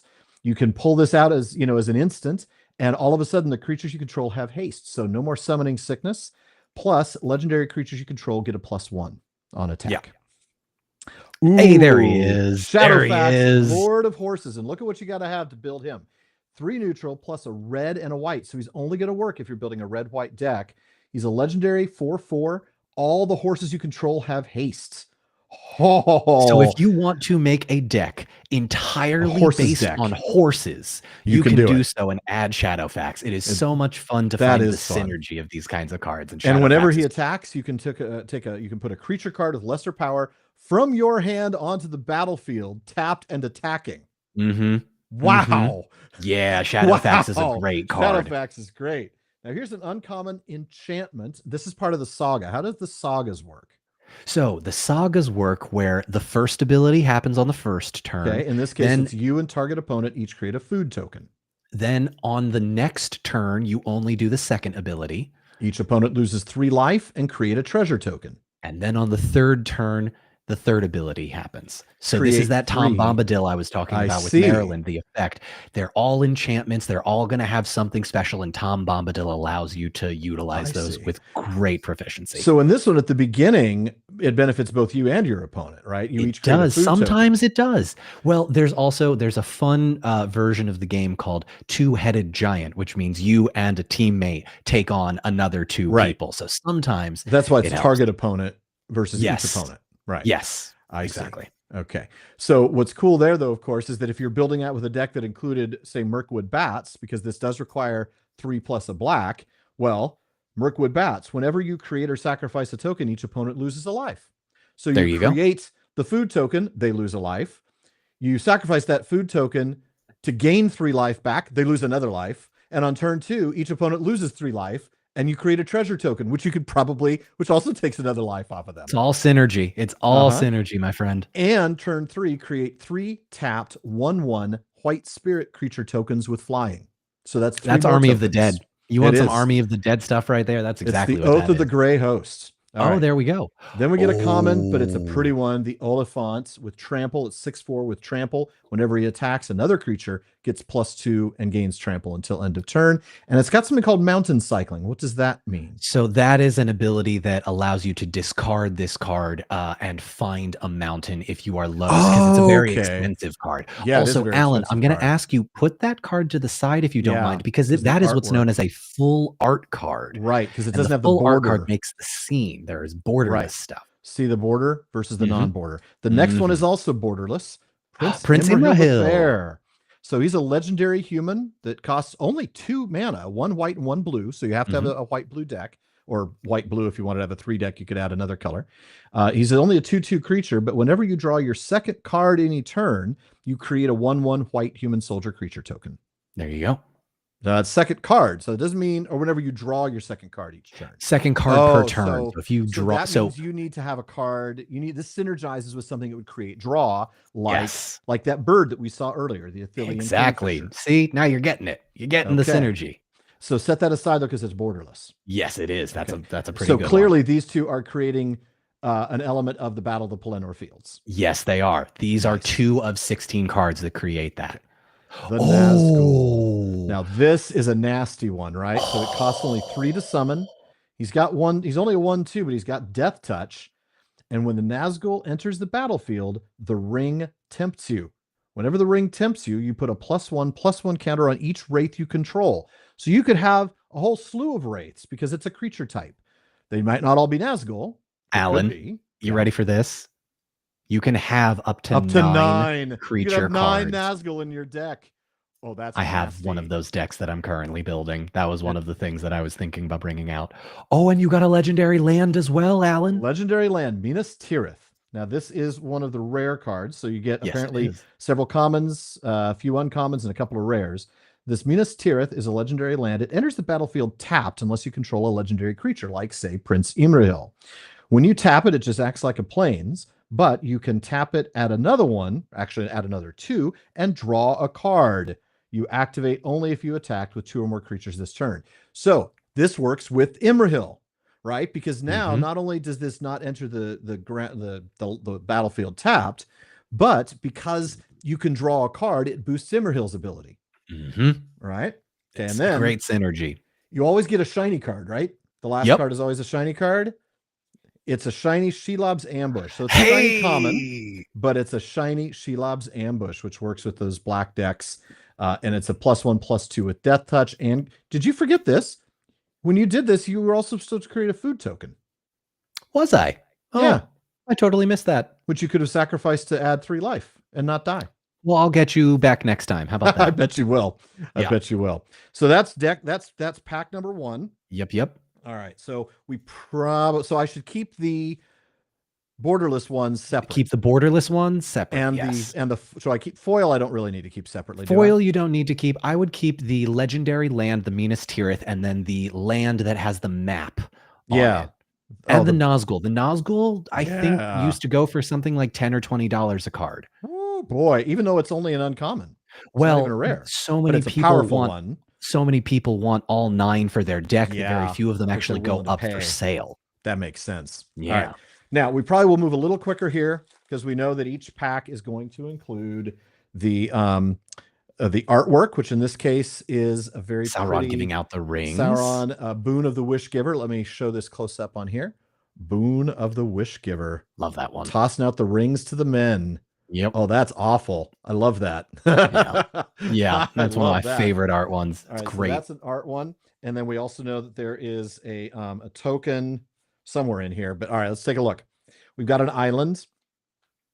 Easterling Vanguard. He's a 2/1 that amasses a 1 orc. It put a 1/1 counter on an army you control. It's also an orc. Otherwise, you create a 0/0 and put it on that. The Haradrim Spearmaster, he's a 2/1 with Reach. Now, what does Reach do again? Reach means that it is a creature that can attack something that has flying. Typically, when you have a creature that has flying, it'll do damage to your opponent, and most things can't block it because most things don't fly. Right. Only flying creatures and creatures with Reach could then attack that. Exactly. All right. He also has the ability at the beginning of combat on your turn, another target creature you control gets +1/+0 until end of turn. That's a nice little deal. Yeah. Rohirrim Lancer. Now he's a cheap one. This is one where this is like a swarm creature, right? Yes. He only costs 1 mana. He's only a 1/1 creature, but he has menace. So he can't be blocked unless your opponent has at least 2 creatures to block him with. But when he dies, the ring tempts you. Yeah. And what happens when the ring tempts you again? There are 4 main steps. I believe the first one is your creature becomes legendary. Okay. So nice. All right. Yeah. Pretty good. Marilyn asks, if you open a packet as red cards, you play green. Yeah, I mean, you could trade them, you could sell them, you could, do any number of things, but typically you buy several packs in order to get closer to building the deck you want. Exactly. Yeah, good stuff. All right, then a Relentless Rohirrim. So he's a little more expensive, right? 4 total, but he's a 4/3. And when he enters the battlefield, the ring tempts you, and he's another human. So it's a great Rohirrim deck right there. There he is. The Chat. Gatebreaker. You know what to do. It's Grond. It's a 5/5 with trample, and as long as it's your turn and you control an army, Grond is an artifact creature. Now, what does that mean that he's an artifact creature? So typically things are artifacts or things are creatures.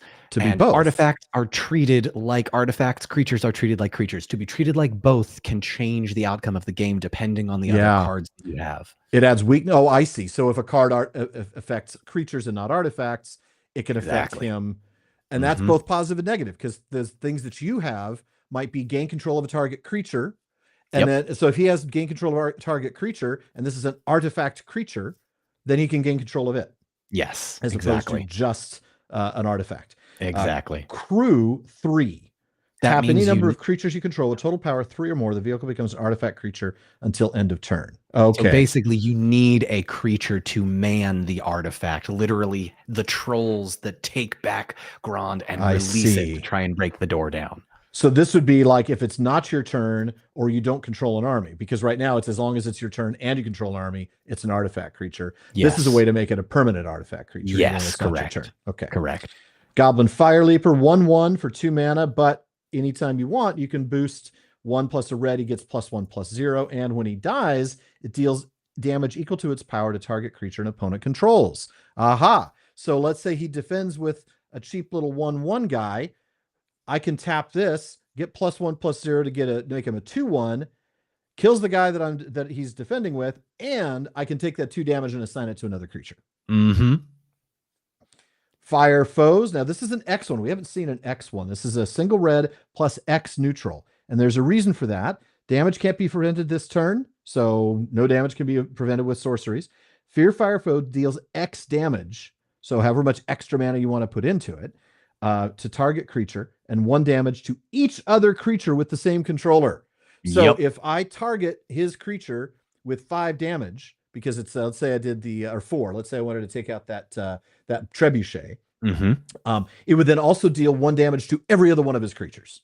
Yes, which is really nice, really brutal. All right, Foray of Orcs, which we saw in game today. Played That's the Amass Orcs 2. Legolas, Counter of Kills, and look at that artwork. That's the borderless. So not quite. These are actually the I believe they are the ring border ones. So there are some special art cards for characters who have this kind of silhouette to them, where they're off in the distance and they are surrounded by a circular version of the ring text border or frame. I love that. All right, he's a 2/3 creature with reach, so he can defend against flying creatures. He also has an ability we haven't seen yet, but whenever you scry, now scry, I've played other games. Scry is usually the ability to search or look at your deck, right? Look at the top few cards of your library. Like scry 1, scry 2, scry 3 gets you to see what's coming. So whenever you scry, if Legolas is tapped, you may untap it. Do this only once per turn. Oh, and of course that camera went off. Please hold, chat. Please hold. In the meantime, everybody type your favorite Hobbit. I was going to say artifact, but there's only a few artifacts in The Lord of the Rings. So tell me your favorite Hobbit in the chat while Alan gets... There we go. Okay. So now we're going to have to move through the other packs a little more quickly because I want to get to our special treat at the end. Legolas, Counter of Kills. That's a good one. Then we get Smeagol. Smeagol, helpful guide. He's a 4/2 creature for 3 total mana, so you got to have a black-green deck to play him, though. He's legendary. At the beginning of your end step, that's the turn where creatures heal and then you pass the turn. If a creature died under your control this turn, the ring tempts you. Whenever the ring tempts you, your target opponent reveals cards from the top of their library until they reveal a land card. Put that card onto the battlefield tapped under your control, and the rest into their graveyard. Ooh, I forgot how good that one is. Brutal. Dang. For cheap, too. Very. All right. Bitter Downfall. So this is an instant uncommon shiny. So this is the foil one. Okay. That I love the photograph or the image here of Boromir, obviously. This spell costs 3 less to cast if it targets a creature that was dealt damage this turn. So works with things like the Fear Fire foes that do damage to everybody. And then it would only cost one black instead of 1 black plus 3 neutral. And the spell destroys target creature and causes its controller to lose 2 life. Boom. It's a good card. Instant kill. It's a very powerful. Very powerful card. Lurtz would be proud. The rare is Arcane Melee, 4+ Oh, blue. that, you know what? So sometimes in set boosters, they will include cards that are not part of the set as like a little hint to say, hey, this is cool for something else. Because you're right, this is not in the set. That's what, so let me show you real quickly on my face cam. That little icon right there tells you what set it's in. I haven't shown you that because on all the other cards, it's the Lord of the Rings. Yep. This is not. And like Don said, every once in a while they include this because it'll have good synergy with other cards in the deck. So this one is a permanent enchantment. Instant and sorcery spells cost 2 neutral mana less to cast. So if you're building if you're building a deck around the idea of spells, that's a powerful enchantment to have in play. All right. Let's do one more and then we'll do the special. So we all right, sounds good. Run out of room.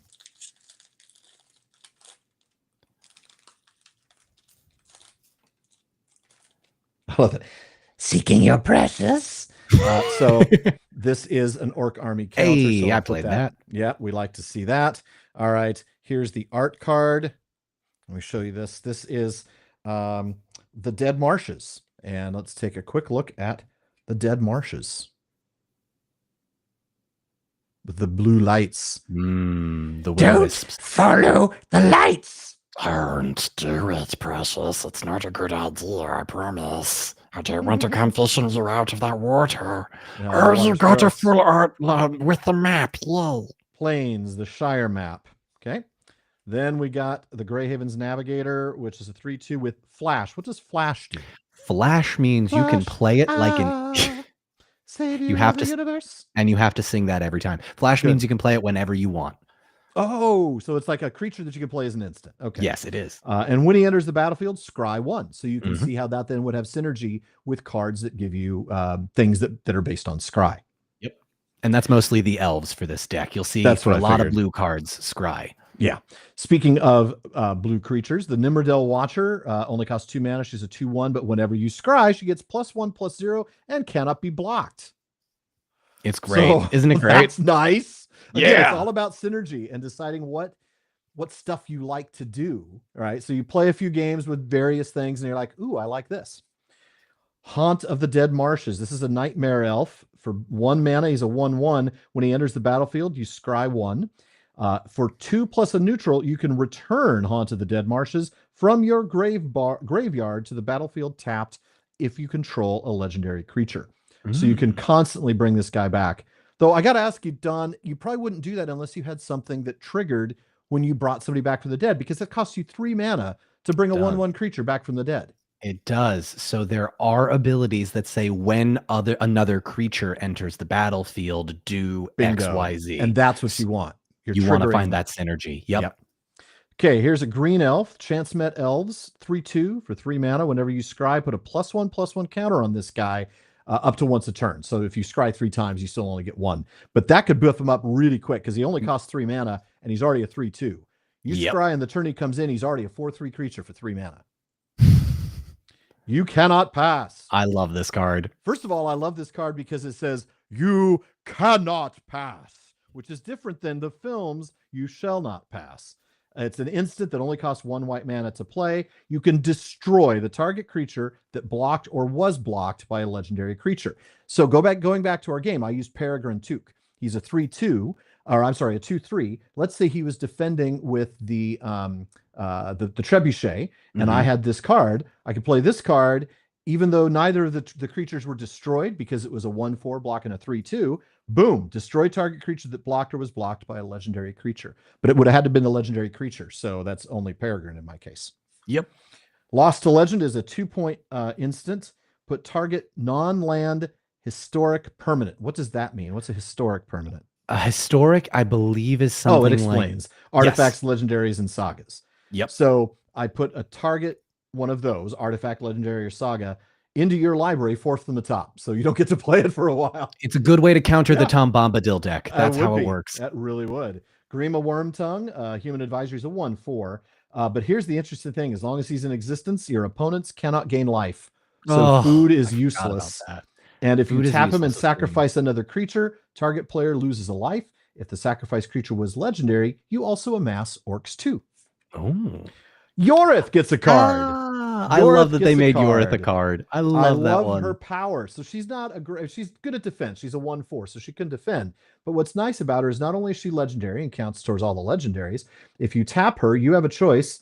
You can untap another target permanent, or untap 2 other target legendary creatures.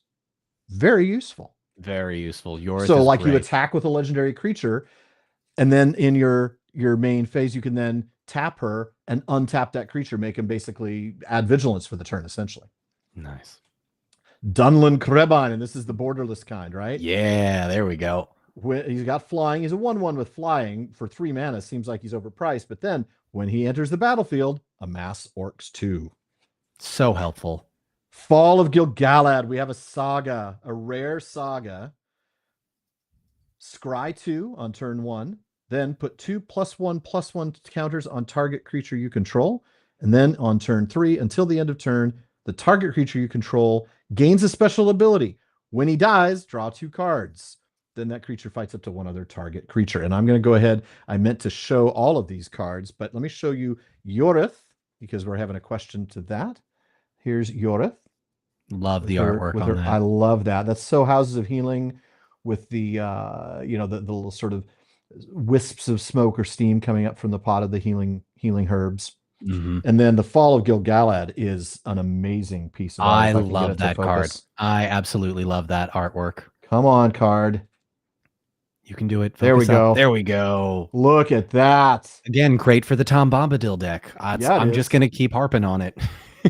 All right. And then the shiny is a shiny rare this time. Ooh. Lost Isle Calling. Let me show this here. Oh, that's a good one. Calling is an enchantment for 2 mana. Whenever you scry, put a verse counter on this card. Then for 6 mana, including 2 blue, exile Lost Isle Calling. Draw a card for every verse counter on Lost Isle Calling. So if it had 7 or more counters on it, take an extra turn. Oh man, that's some powerful endgame stuff right there. Yes, it is. All right. Yes, it is. Now we have 10 minutes left, and if we open another regular deck, we're going to run into the problem of not having enough time to do our special thing. Shall we do the special thing? Folks, I have to say I've been hesitant to do this because I only bought 3 of these because they were expensive when they came out. This is a collector booster.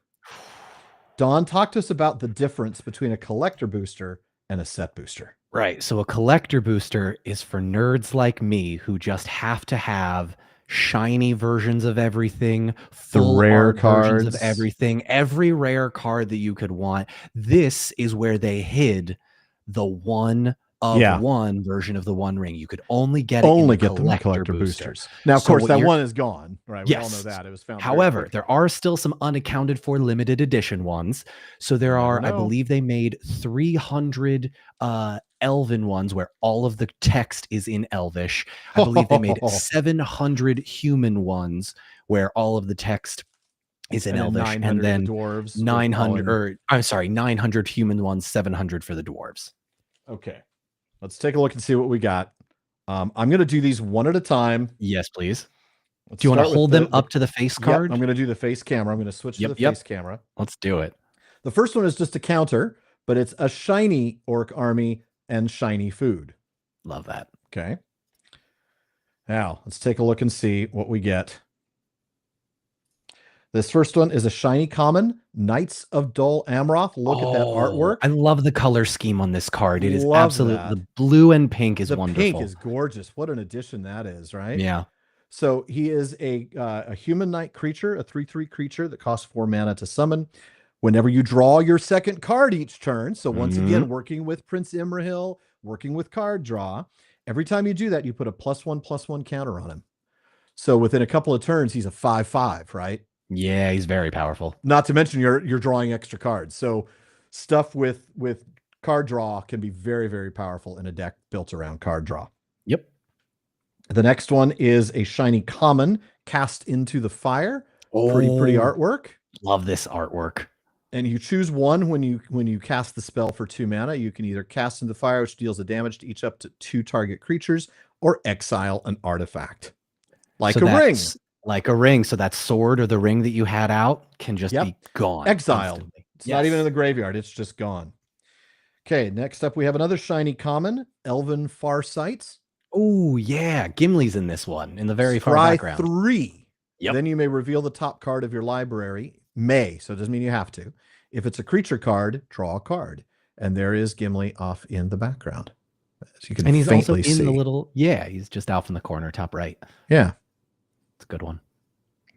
And that's who she's seeing in the pool. Next up, another shiny common. This one, Lembas. Ooh. And more Lembas. It is a 2 mana artifact. When Lembas enters the battlefield, you scry 1 and draw a card. And then just like any other food, you tap 2 mana or spend 2 mana and tap it and sacrifice it, you gain 3 life. However, when it's put into a graveyard, its owner shuffles it into their library. So you can always get it back. Yep. Now we're getting into the uncommons. A shiny Celeborn the Wise. I should say foil. There we go. Celeborn the Wise, legendary elf noble for 4 mana. Is a 3/3, but whenever you attack with 1 or more elves, scry. Whenever you scry, he gets +1/+1 until the end of turn for each card looked at while scrying this way. So again, you talked earlier about how scry works with the elves. Mm-hmm. Beautiful card to use if you've got a lot of scry, because you could turn him into a powerhouse. Yes, you can. Yeah, and I use him in most of my elf decks. I mean, wow, I'm thinking about so how quickly he becomes like an 8/8 creature. Yep, exactly. Celeborn kicks a lot of butt. Ooh, I love the artwork on this one. This is a foil uncommon, Horses of the Bruinen. Oh, yes. This is expensive. This is a sorcery. It's an expensive one. 5 mana to cast, but you can return up to 2 target creatures to their owner's hands. So they've just cast that very expensive, tree beard that costs 9 mana. Boom, send them right back to the hand. Don't need it. Don't need it. Scry one. It doesn't kill him, but it just means he's got to spend the mana to do it again. The drawback there is, of course, if it's got a, enter the battlefield skill, you might not want to do that. Yeah, got to be careful. Scry 1 and the ring tempts you. Okay, now we get a shiny map land of Mordor. Ooh, nice. Oh, I love the Mordor version. That's so cool. Now we get the shiny rares. Oh, is that Call of the Ring? It is Call of the Ring. Yeah, this was the promo image they used for so much of this set. They milked that for all it's worth, and I love it. Look at that. Yeah. So at the beginning of your upkeep. Now the upkeep is when is that? That's when you draw your card. That's so when you draw your card and untap. Yep. Okay. So the ring tempts you. Whenever you choose a creature as your ring bearer, you may pay 2 life, and if you do, draw a card. So when you get tempted by the ring, you choose a creature to become your ring bearer. You can pay 2 life and draw another card, which is so helpful. That's powerful. Yeah, card draw. Again, we see that card draw is super powerful. Mm-hmm. Now we get a borderless. This is Hugh the Entwood. Oh, expensive sorcery. Sacrifice any number of lands. Reveal the top number of cards of your library where that's the number of lands you sacrificed. Choose any number of artifact or land cards revealed in this way. Put all non-land cards onto the battlefield. Then put the land cards onto the battlefield tapped, and put the rest in your bottom of your library. Ooh, that's nasty. Yes, it is. But it is expensive. That is a $20 card. I'll just let you know right now. I appreciate that. Farmer Cotton, legendary creature. I love this guy. Look at the artwork on Farmer Cotton. He's fantastic. Oh, this is his moment in the Shire when he's like, "You think you're lucky, punk? You feeling lucky? Try me." Legendary creature, halfling peasant. When he enters the battlefield, you create X 1/1 white halfling creature tokens and X food tokens. That's because he costs 1 green, 1 white, and X neutral. So if you've got, this is a great, powerful card. If you've got, say, 7 lands like I had, and I tap one of each, and I've still got, 5 more. Now I create 5 1/1 halflings and 5 food tokens. Guess what happens when he's paired with Peregrine Took? You've got win. 10 food tokens. We've had 5, yes. Kill me all you want. I'm just going to eat. All right. Here's an interesting one. Golem, Patient Plotter. Oh, yes. That is the silhouette with the ring border. That's really I cool. love this one. When he enters the battlefield, the ring tempts you. And if you spend a black and sacrifice any creature, return Golem from your graveyard to your hand. So the ring just keeps tempting you over and over again. That's all very right. good. Now we're getting interesting. Okay, this is what's the M? The like, M. You know how there's like common and C, U, and R. What's M? Mythic. Let me see the card. Maybe. Yes, it is. Avatar that is a horror. mythic rare. It's a mythic rare, so it's even rarer than a rare. Yes, it is. Ooh. Hang on. That is. I bet this is an expensive card. Sauron the Dark Lord. Look at this. Please though. hold. You've got to have a blue, black, red deck to play this guy. You and sure he costs do. a total of 6 mana. He's a 7/6 creature. He has Ward. Sacrifice a legendary artifact or legendary creature. Whenever an opponent casts a spell, amass Orcs 1. Whenever an army you control deals combat damage to a player, the ring tempts you. Whenever the ring tempts you, you may discard your hand. If you do, draw 4 cards. So let's say you got 1 card in your hand. The ring tempts you. You discard it and draw 4. Yeah.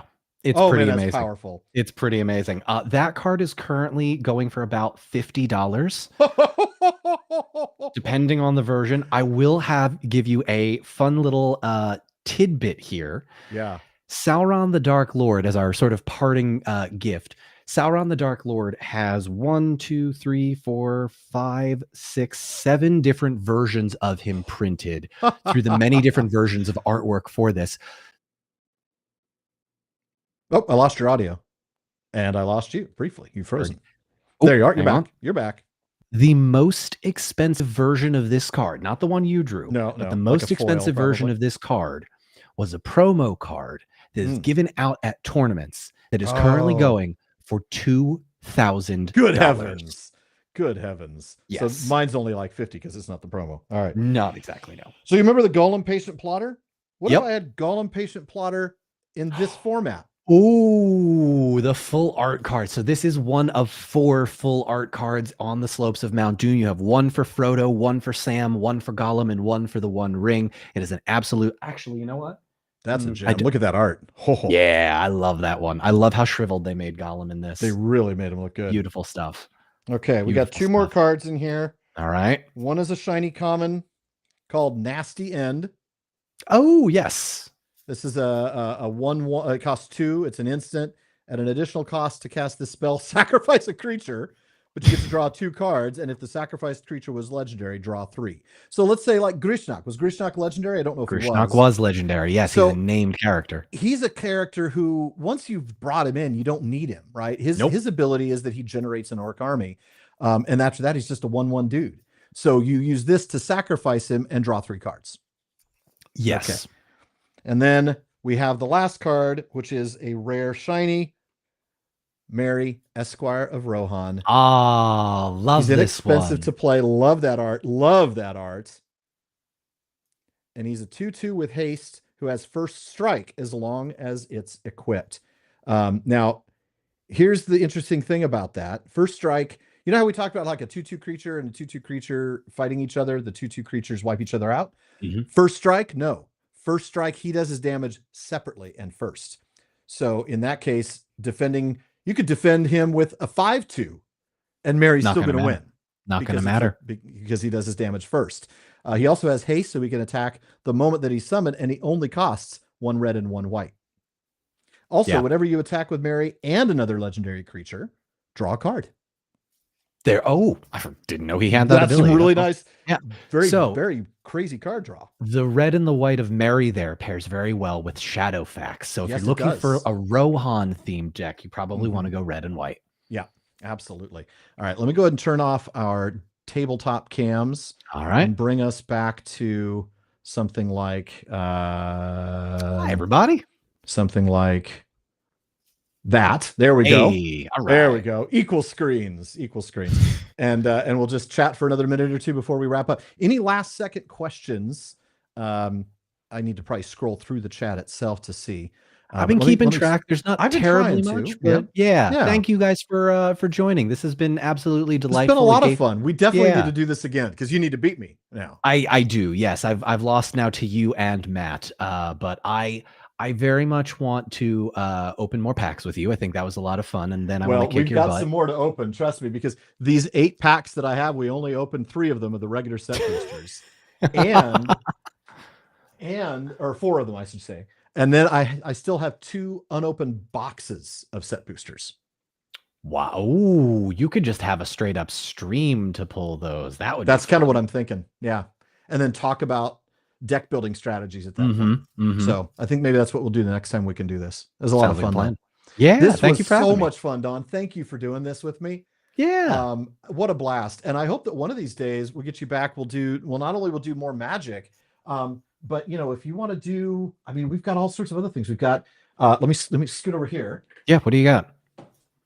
Lord of the Rings Duel for Middle Earth is a simple board game, but I can't play it by myself. So maybe we could do that. I know that you run a tabletop RPG. Maybe I can we actually pop in as an NPC or something. We just finished our first campaign, and so we're ending our first campaign. That's done, but we are continuing with special one shots and 3-part series. One shots are perfect. I'd love to. One shots are great. Like that. Yeah, I'd love to join you for something like that. And then maybe we get you on board for did you play LotRO at all? I played LotRO in its. I played LotRO in its beta when it was still getting tested many years ago. I think it was 2000. Dear friend, it just celebrated its 18th anniversary and it's still being tested. We're all beta testers for LotRO at some point. I love it. I love it. No, great game. Well, thank you so much for having me, guys, and thank you to chat for for dealing with my antics and for hanging around. This has been an absolute blast, and as always, it is a pleasure to come back to the Prancing Pony podcast community. You guys are always lovely to hang out with. Same, Don. It's such a pleasure to have you. Thank you again, and I look forward to seeing you again the next time, whenever that may be. Back at you. Bye, guys. All right. Everyone, take care. Bye, everybody.